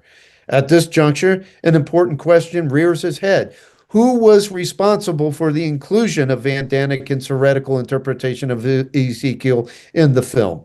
Should blame be placed at the feet of Emmenegger and his co-author Carol Johnson? DoD and NASA involvement in the project suggests other culprits, ones that inhabit America's deep state. Emmenegger and Johnson were simply writers, not practitioners of doctrinal warfare. They were, in all likelihood, political innocents, completely unaware of the games played in the dark side of government. The same cannot be said with any certainty about the government circles that assisted Sandler, Emmenegger, Johnson, and the rest of the documentary's production crew. Most likely, deep state actors within the government saw to it that Van Daniken's dubious material was placed in the film. Those actors, of course, were not hoping to deepen the faith of Christians. 3 years after the UFO past, present, and future letdown, Spielberg released a film that would help periodically revive the fake disclosure that was initiated in 1974. That film was Close Encounters of the Third Kind. Philip has already provided something of a deep dive into that 1977 movie. There are many scenes regarded to be memorable in Close Encounters, and among those are the closing scenes that depict the initiation of an exchange program. In the final moments of the film, 12 humans, 10 men and 2 women, received training, orientation, and a brief prayer and blessing from a member of the clergy before being loaded up onto the alien mothership for transport to the aliens' home world. An interplanetary exchange including 12 humans, 10 men, and 2 women can also be found in a disinformation piece that would periodically surface in the UFO community. This disinformation piece, of course, sparked the belief in the UFO community that Close Encounters was based on real events. In 1983, the exchange program was helped along. The exchange program story was helped along when author and filmmaker Linda Moulton Howe was promised evidence by none other than AFOSI Sergeant Richard Doty. This is the same Doty who, in addition to being an AFOSI agent, was a representative of the aviary disinformation outlet and largely responsible for UFO researcher Paul Benoit's descent into madness. Doty told Moulton Howe that the exchange program had taken place at none other than Holloman Air Force Base, the same base that was featured in UFOs past, present, and future. The evidence he promised included film, photographs, and documents. Doty claimed that all the promised material had been approved by the U.S. Air Force for release. All of this was supposed to be used in a documentary for HBO that was going to be entitled UFOs, the E.T. Factor. That film failed to launch, however, after Doty strung Moulton Howe along for a time and then finally informed her that he had changed his mind and would not give her the promised material. The exchange program disinformation refused to die. The exchange program disinformation refused to die, resurfacing in 2005 when former government employee Victor Martinez's email discussion group received a series of emails from an alleged retired government employee regarding a top secret exchange program between Earthlings and aliens known as Project Serpo. Once again, it was claimed that Close Encounters was based on a true event and that an exchange program existed. The anonymous emails claimed that 12 humans had been to the aliens' homeworld, a highly radioactive planet called Serpo, and some of them had even come back to Earth and been debriefed. While Martinez found the Serpo story convincing, computer network specialist Stephen Broadbent thought it best to investigate the claims before accepting them. He was able to trace the emails to a consumer broadband IP address in Albuquerque, New Mexico. Mark Pilkington writes, quote, "This fingered Rick," which was Richard Doty, the only member of the group known actually to exist outside of cyberspace as the probable sender of the original emails, if not the source of the Serpo material itself, unquote. Yes, Richard Doty was part of the email discussion group, and he was most likely the one that came up with the emails. So, looking from our vantage point in 2026, it's hard to say, I feel any kind of shock. But so again, the question is raised, this evidence seems to indicate, whether it be close encounters of the third kind and its involvement in the UFOs, past, present, and future affairs, its involvement in the Serpo disinformation, or the current Disclosure Day movie and its heavy reliance on the OSAP ATIP fraternity and the fraternity members' stories, because it relies heavily on the testimony of people like Luis Elizondo and Davis Crush. It just raises the question again: is Spielberg a disinformation agent? Is he a deep state actor that's basically using his art to basically advance this disclosure deception? This whole effort, this deception effort, that again mirrors a 1974 effort. We've been here before, and if people don't wise up, we'll probably be here again in the future. And what's going to happen, what we're forecasting, is the same thing that happened with the 1940 disclosure deception effort.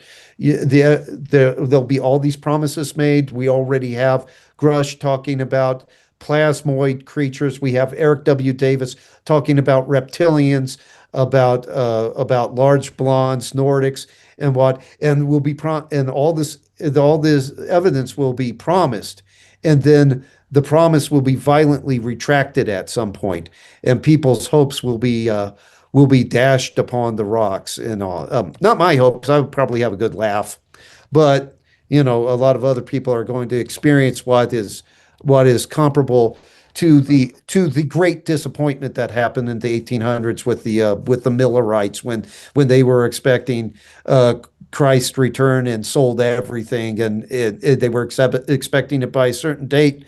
That said date came and went. Nothing happened. They were out of luck.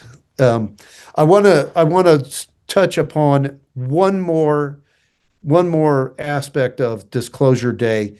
There's some unsettling kind of groomer themes in Disclosure Day that I would like to touch upon. At least two members of MAGA are connected to predatory circles. This is the same MAGA group that Spielberg belongs to. Charles Bronfman, the founder, one of the founders of MAGA, is the uncle of Claire and Sarah Bronfman, sisters who, according to Esquire, spent years financing Nexium, a multi-level marketing company and a cult involved in sex trafficking. Claire became the cult's operations director and spent $150 million on the group. Within the Nexium cult structure, there was a secret society referred to as DOS, which branded captive women and used nude pictures of them for blackmail purposes.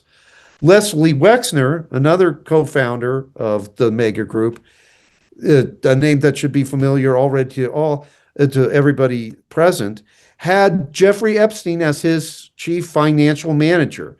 Epstein, of course, was charged with sex trafficking on July 19th and died in a New York jail under mysterious circumstances. The high volume of immense and overwhelming evidence that Epstein was running an intelligence operation engaged in blackmail has prompted former National Security counterspy John Schindler to write, quote, "That's not a one pedophile job. And given the industrial scale of Epstein's abuse over decades, with at least hundreds of victims, it would take a considerable retinue, if not a small army, to keep that sordid operation going and out of the public view for any extended period of time," unquote. Wexner gave Epstein considerable control over his wealth and finances, including power of attorney. Mega's predatory links may help explain what appears to be an attempt to glorify the pedestry ideal, the ideal of pedestry, the pedestry ideal in Disclosure Day. The movie's two principal characters experienced traumatic childhoods that were filled with grooming and abuse. In their youth, Kellner and Fairchild, the two principal characters, were visited by aliens disguised as friendly woodland animals.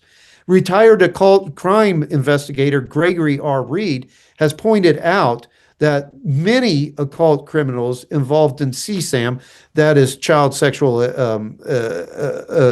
assault material, and human trafficking, wear masks when victimizing minors. Masks allow the predators to conceal their identities and renders the victim's testimony unbelievable. Then comes the especially insidious part. The children were taken to a disguised spaceship, which is called Hansel and Gretel's house. Everyone who knows the story of Hansel and Gretel understands the house in the story to be the dwelling place of a witch who wins children's trust so she can fatten them up and then consume them. Disclosure Day, however, inverts this cautionary tale. Hansel and Gretel's house becomes a place where the children go to receive special gifts, counterfeit charisms that are bestowed through horrific abuse and experimentation. The exploitation the children are put through is presented to the audience as something good, an experience that helps them gain superpowers. The children are traumatized by this experience. The children are traumatized by this experience, understandable given the cruelty of the procedures they are subjected to.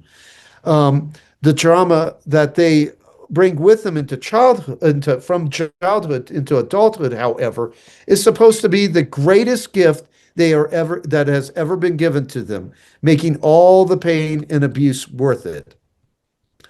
Untouched and in its original form, the Grimm Brothers fairy tale provides a very important message. It teaches us not to trust all strangers who approach claiming to have our best interest at heart. Why did Spielberg and writer David Coep bastardize the story, encouraging openness to child abuse? Over the years, the truth about a predatory cross-section of the oligarchy has come out, with accounts of abuse from the Presidio to Franklin, Nebraska, to Epstein Island and possibly Zorro Ranch. The public has become acquainted with the appetites of certain elite deviants. This places Spielberg's latest offering in a very unsettling and disturbing context. And with that, I'll hand it back over to you. Yeah, that was hardcore. That was good. Mary Picard approves. So, Yeah, that was good. That was don't forget to add in the song that the little girl, the young Margaret Fairchild was singing when she was like 7 years old and about to get molested at Gretel's house. Oh yeah. Remember that song? Soon my prince will come, I think. Yeah, from Disney's Snow White. Yeah. That's right. Yeah.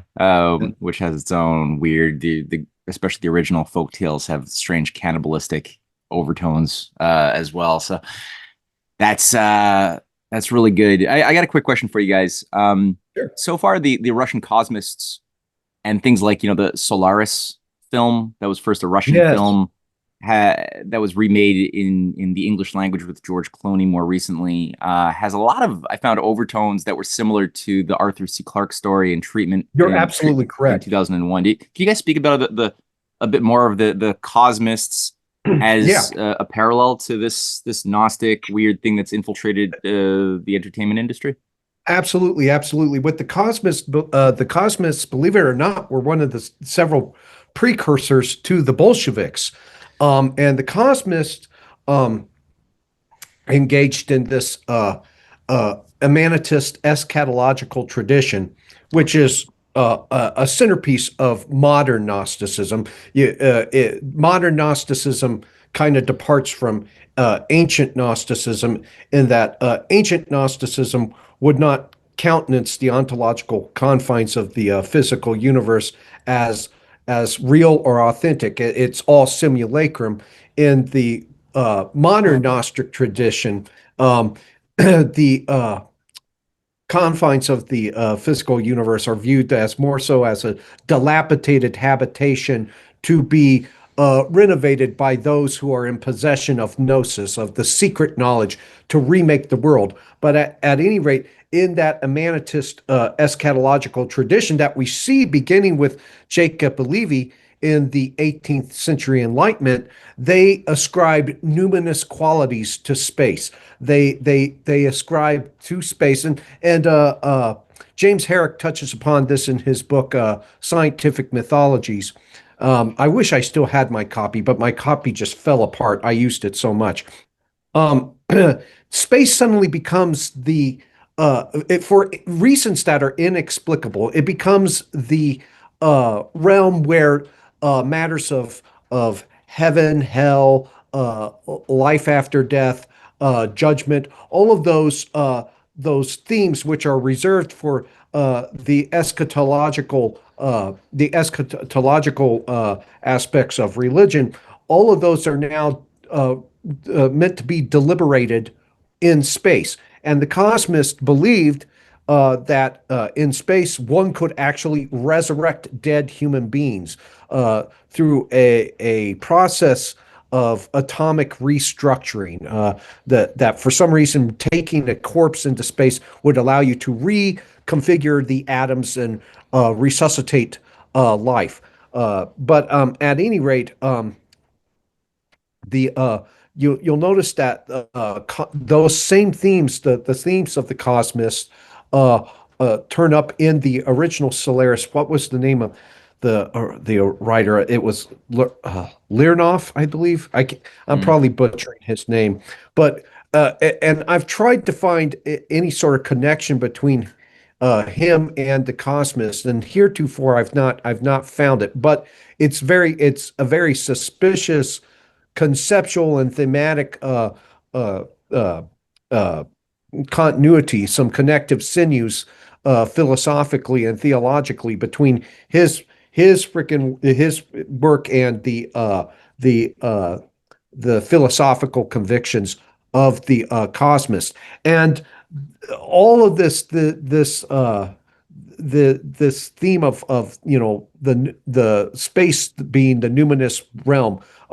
Now it's made its way over here, and you constantly find it in science fiction works such as Contact, which of course that was adapted into film with Jodie Foster. She encounters her dead father in space.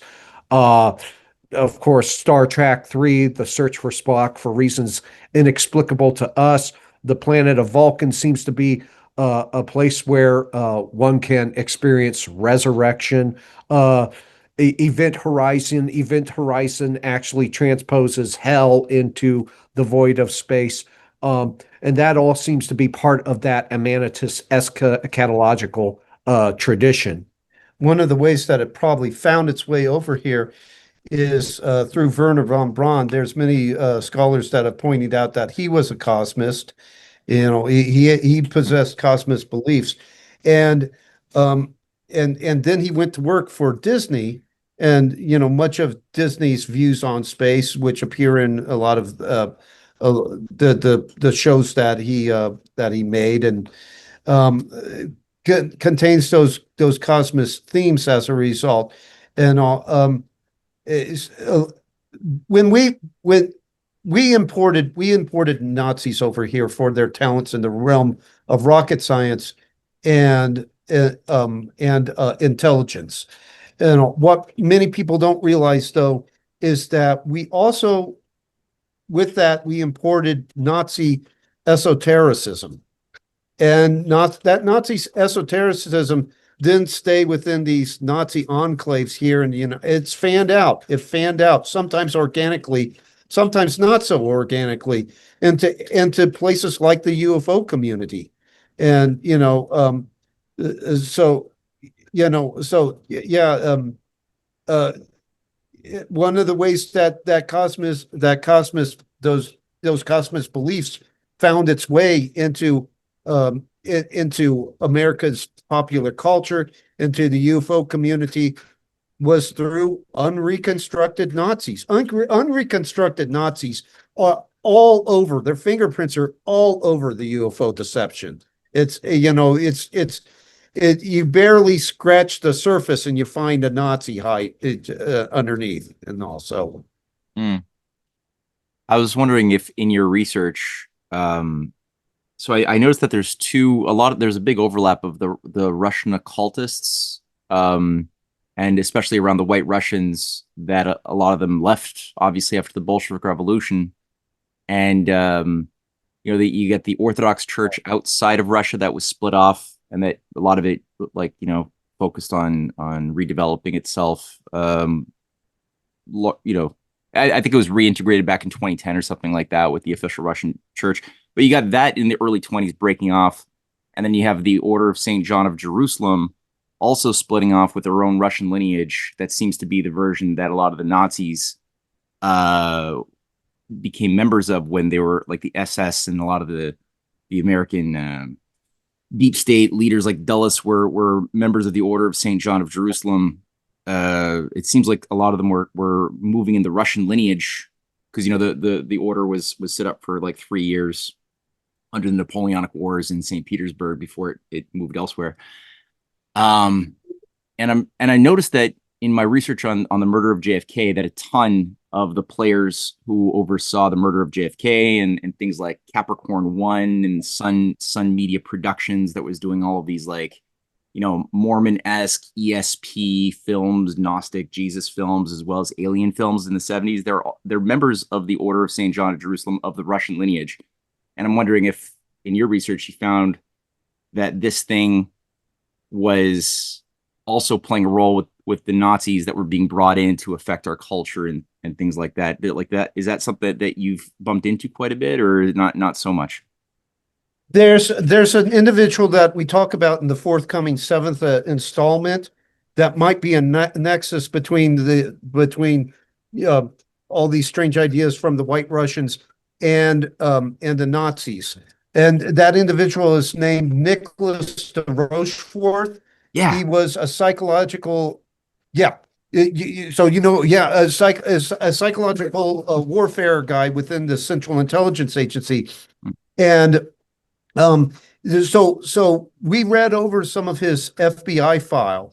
Jack Brewer, a researcher, Jack Brewer, got his FBI file and was good enough to put it online, and we cite it in the new article. And some of it we don't. With some of the parts that we don't cite, though, are highly significant. And Nicholas de Rochefort, he supported the Vichy government in France. So there's the fascism, there's the Nazism. He also supported rearmament of the Germans to fight the Soviet Union. And I believe he was of Russian descent, and there was some White Russian background there. I believe he definitely supported the White Russians. Yeah. Well, he was also a member of NICAP, the he was Investigations Committee on Aerial Phenomena. So yeah, he was one of the. Yeah, that's why I bring him up. He was one of those founding members of NICAP, with Joseph Bryan, probably was responsible for Donald Kehoe's ouster and all. Donald Kehoe was not totally lily white, but he was kicked out by the CIA. What happened is that, he, of course, he was involved with NICAP and involved with UFO high strangeness. What also happened is he got involved with an individual named Charles Lowry, who was an American minister who basically helped the CIA and worked with the CIA, worked with the Nixon administration to perfect doctrinal warfare. And yeah, doctrinal warfare, we bring it up, we talk about it, we even cite the CIA documents regarding doctrinal warfare in the new article. Doctrinal warfare is a non-kinetic form of warfare that seeks to defeat your enemy by changing their ideology. What is their foundational ideology? It is their religion. So you subvert their religions. And that's what doctrinal warfare was used to do. It was used to colonize. It was used to colonize Catholicism. It was used to colonize Buddhism. And so when we what we assert is that when Nicholas de Rochefort began working with Lowry, that you had a merger of UFO deception with doctrinal warfare. You end up coming up with this UFO themed doctrinal warfare and all. The two just merged because there was always a complementarity there between the two things. And yeah, and that's in the forthcoming seventh installment, like I said, the seventh installment of the series when it comes out. Cool. Has Bluebeam come up in your research as well? Like I only know a little bit from Serge Monat and back in the 90s. And definitely there's that kind of like the utilization of holograms to make it appear as though things are in the sky. We've seen little testing out of different technologies like Jesus over Brazil and stuff. But what is Bluebeam in your mind at this point? And like, do you think there's something to it as far as the use of advanced holograms to mess with people's heads? Oh, definitely holograms are being used. I forget which one of the articles, but we cited some it was either the suggestion or the actual employment of holographs in service of the UFO deception. I'll have to go back and review that. Bluebeam, though, to me, just seems like a research dead end. You can't find much about this Frenchman. You can't find much outside of what he asserted. You can't. It would be helpful if there was like government documents that actually stated explicitly, use that term, blue Yeah. beam. It's kind of like the Collins elite. Nick Redfern insists that he met members of the Collins elite. Yeah. All he produces is one single piece of paper, and all. Luis Elizondo insists that the Collins elite exists, and all. And of course, you can trust him. Uh, but where's the paper trail? Where's the documents that explicitly say Collins elite, that use that term?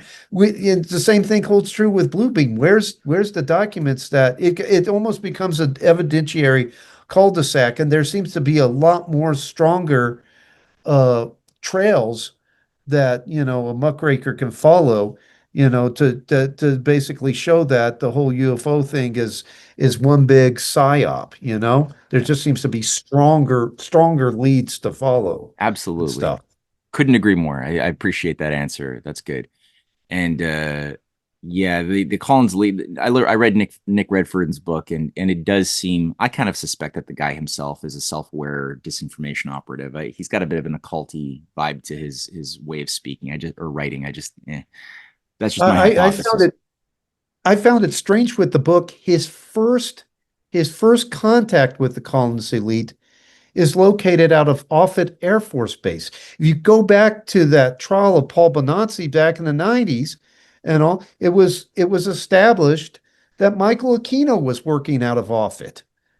And so, and then like Redfern also talks about collaboration between the Collins elite and Operation Often, which was a CIA operation led by Sidney Gottlieb, that included harnessing full-blown Satanism.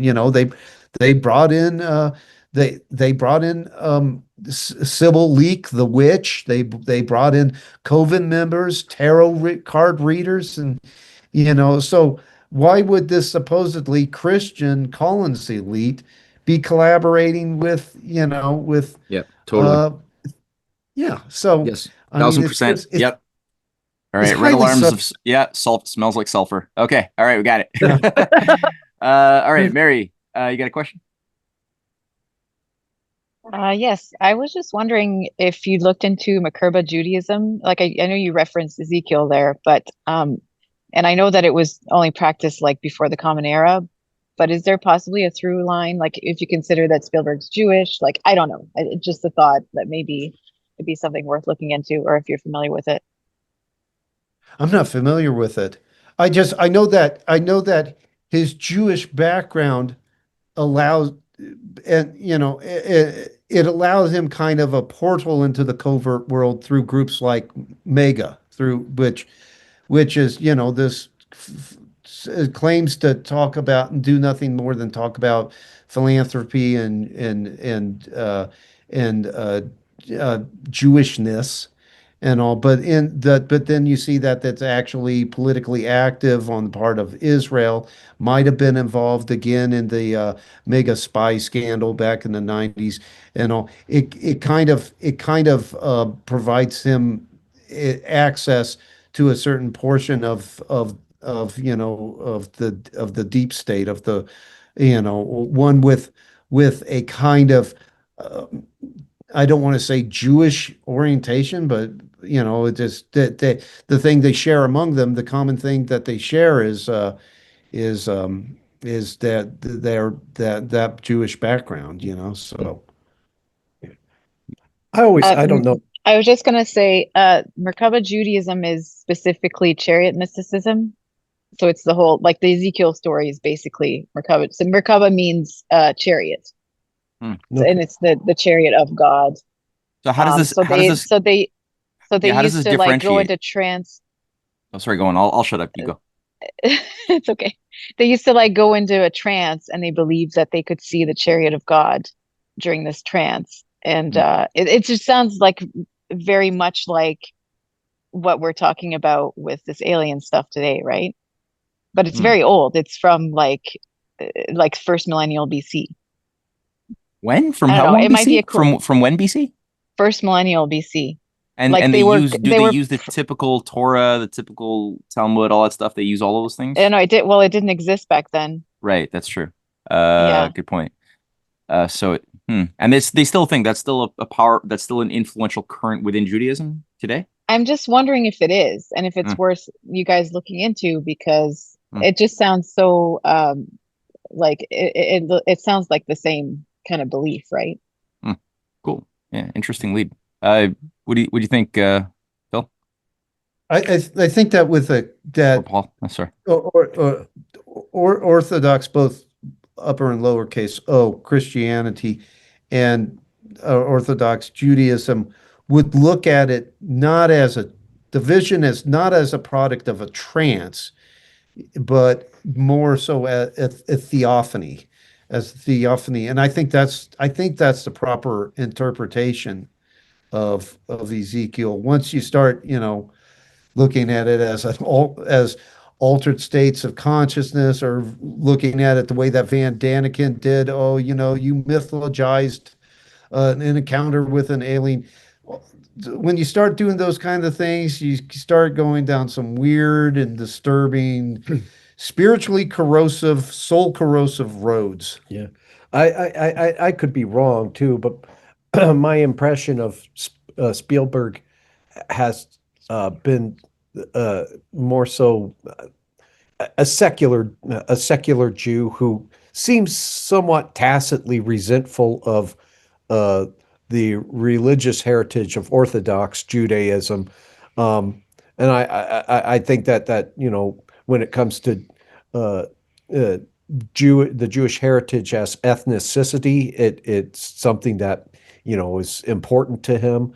But when it comes to the religious traditions, I think that he's been more or less contemptuous of it, perhaps even for reasons that, Nietzsche was contemptuous of Christianity, because Nietzsche regarded Christianity as the bacillus of the Jews. And I think that Spielberg's acrimony for Christianity, which is on full display now on Disclosure Day, that he probably arrives at that contempt for Christianity out of a deeper contempt for the Orthodox Judaism of his religious heritage. Which, but I could be mistaken. But I think he has a certain degree of contempt for it.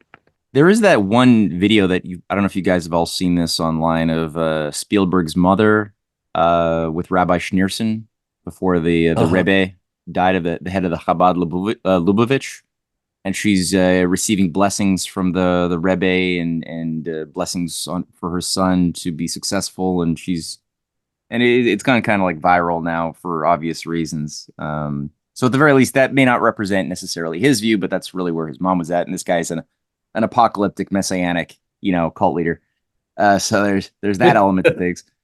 The other thing I was thinking, in Spielberg's first short film that I think got him access to the upper crust, to the inner club, was this 1968 film, Amblin. Firelight?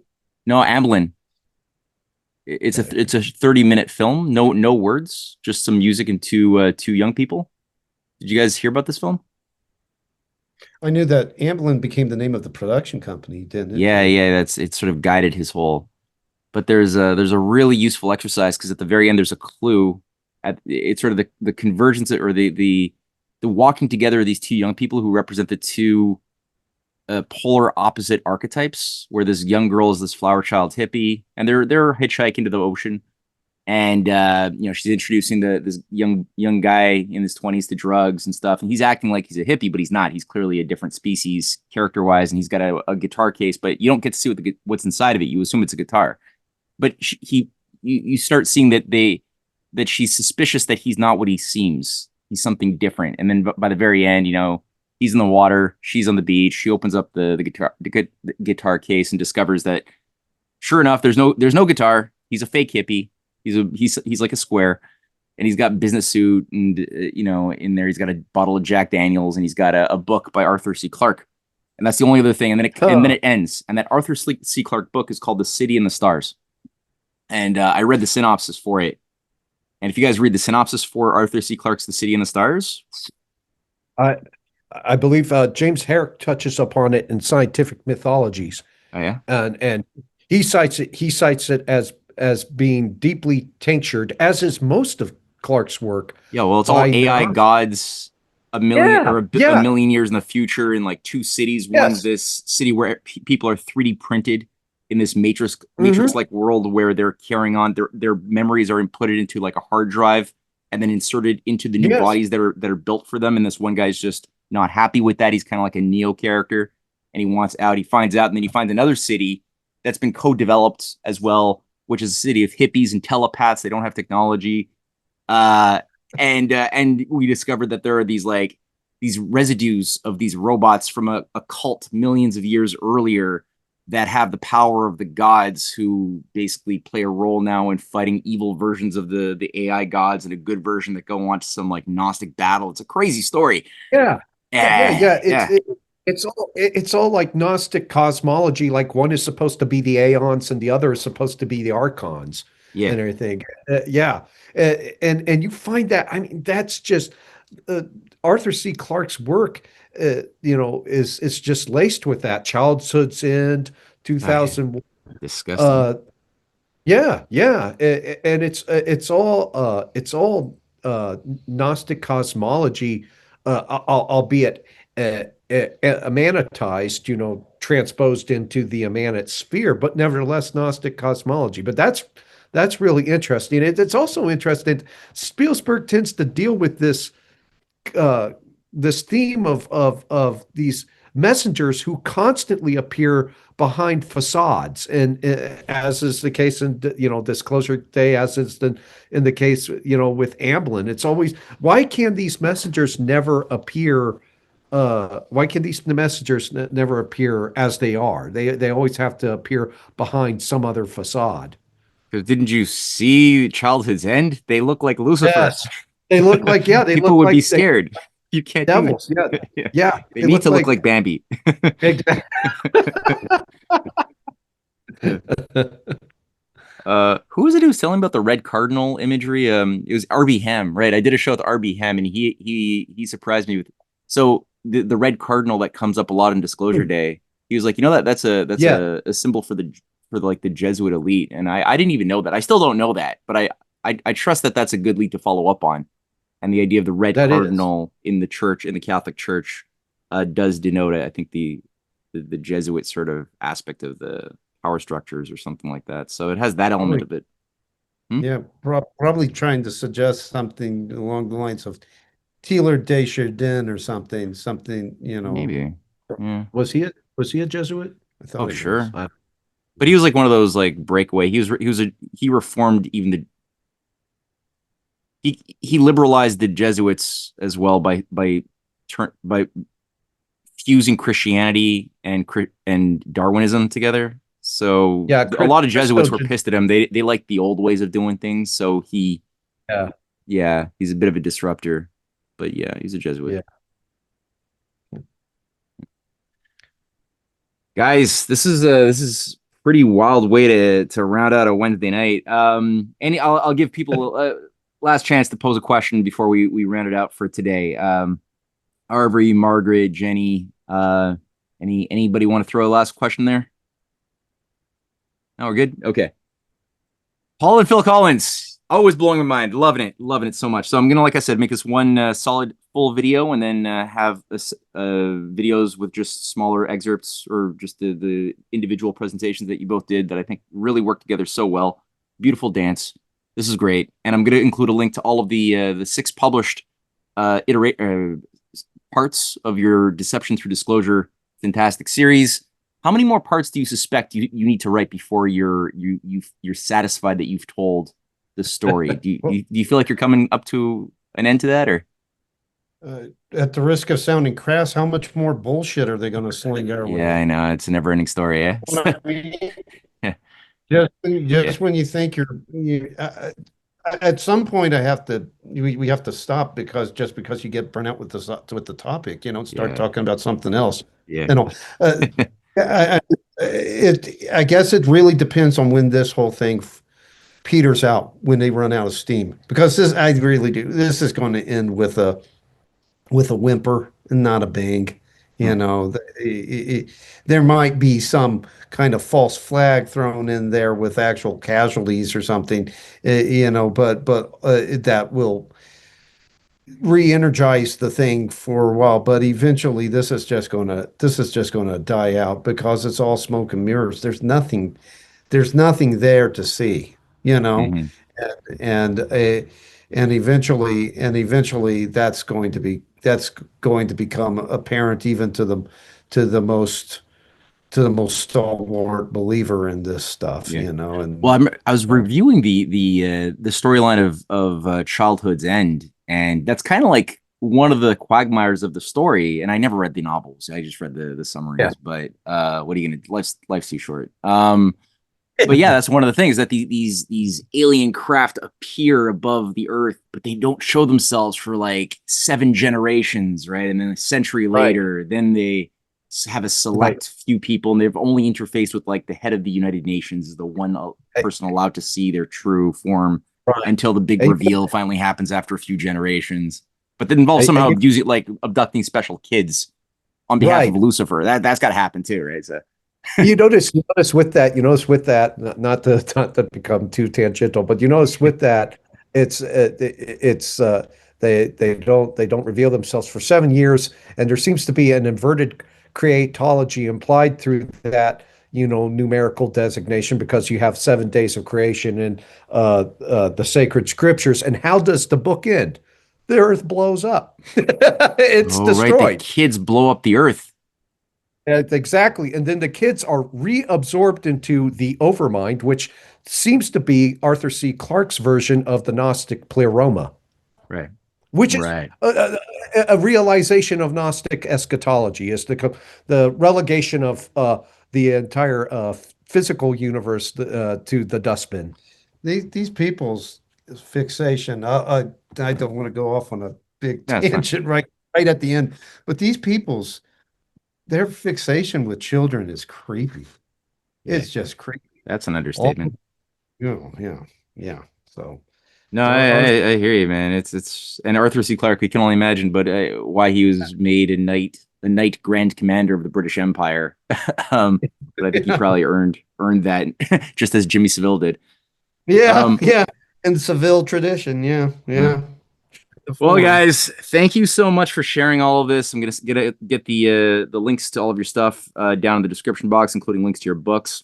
So, like usual, we're gonna get back on track with our usual Sunday lecture series. This Sunday, we'll do something on Kwame Nkrumah, Shikanto Diop, and the battle over African deep culture and the collective memory of Africa between the British, the French, the Belgians, the Germans, and all of the other imperialists that have tried to crush the more inspired Renaissance traditions of deep African history during the centuries of colonialism. So Nick is going to go through a lot of that incredible story that it's going to accommodate or complement his article series that we're publishing on RTF. So we'll get the invitation out for that in the next 48 hours. And thank you all for attending, and thank you guys for sharing. Take care. Hey, thank you so much, Matt. Bye-bye.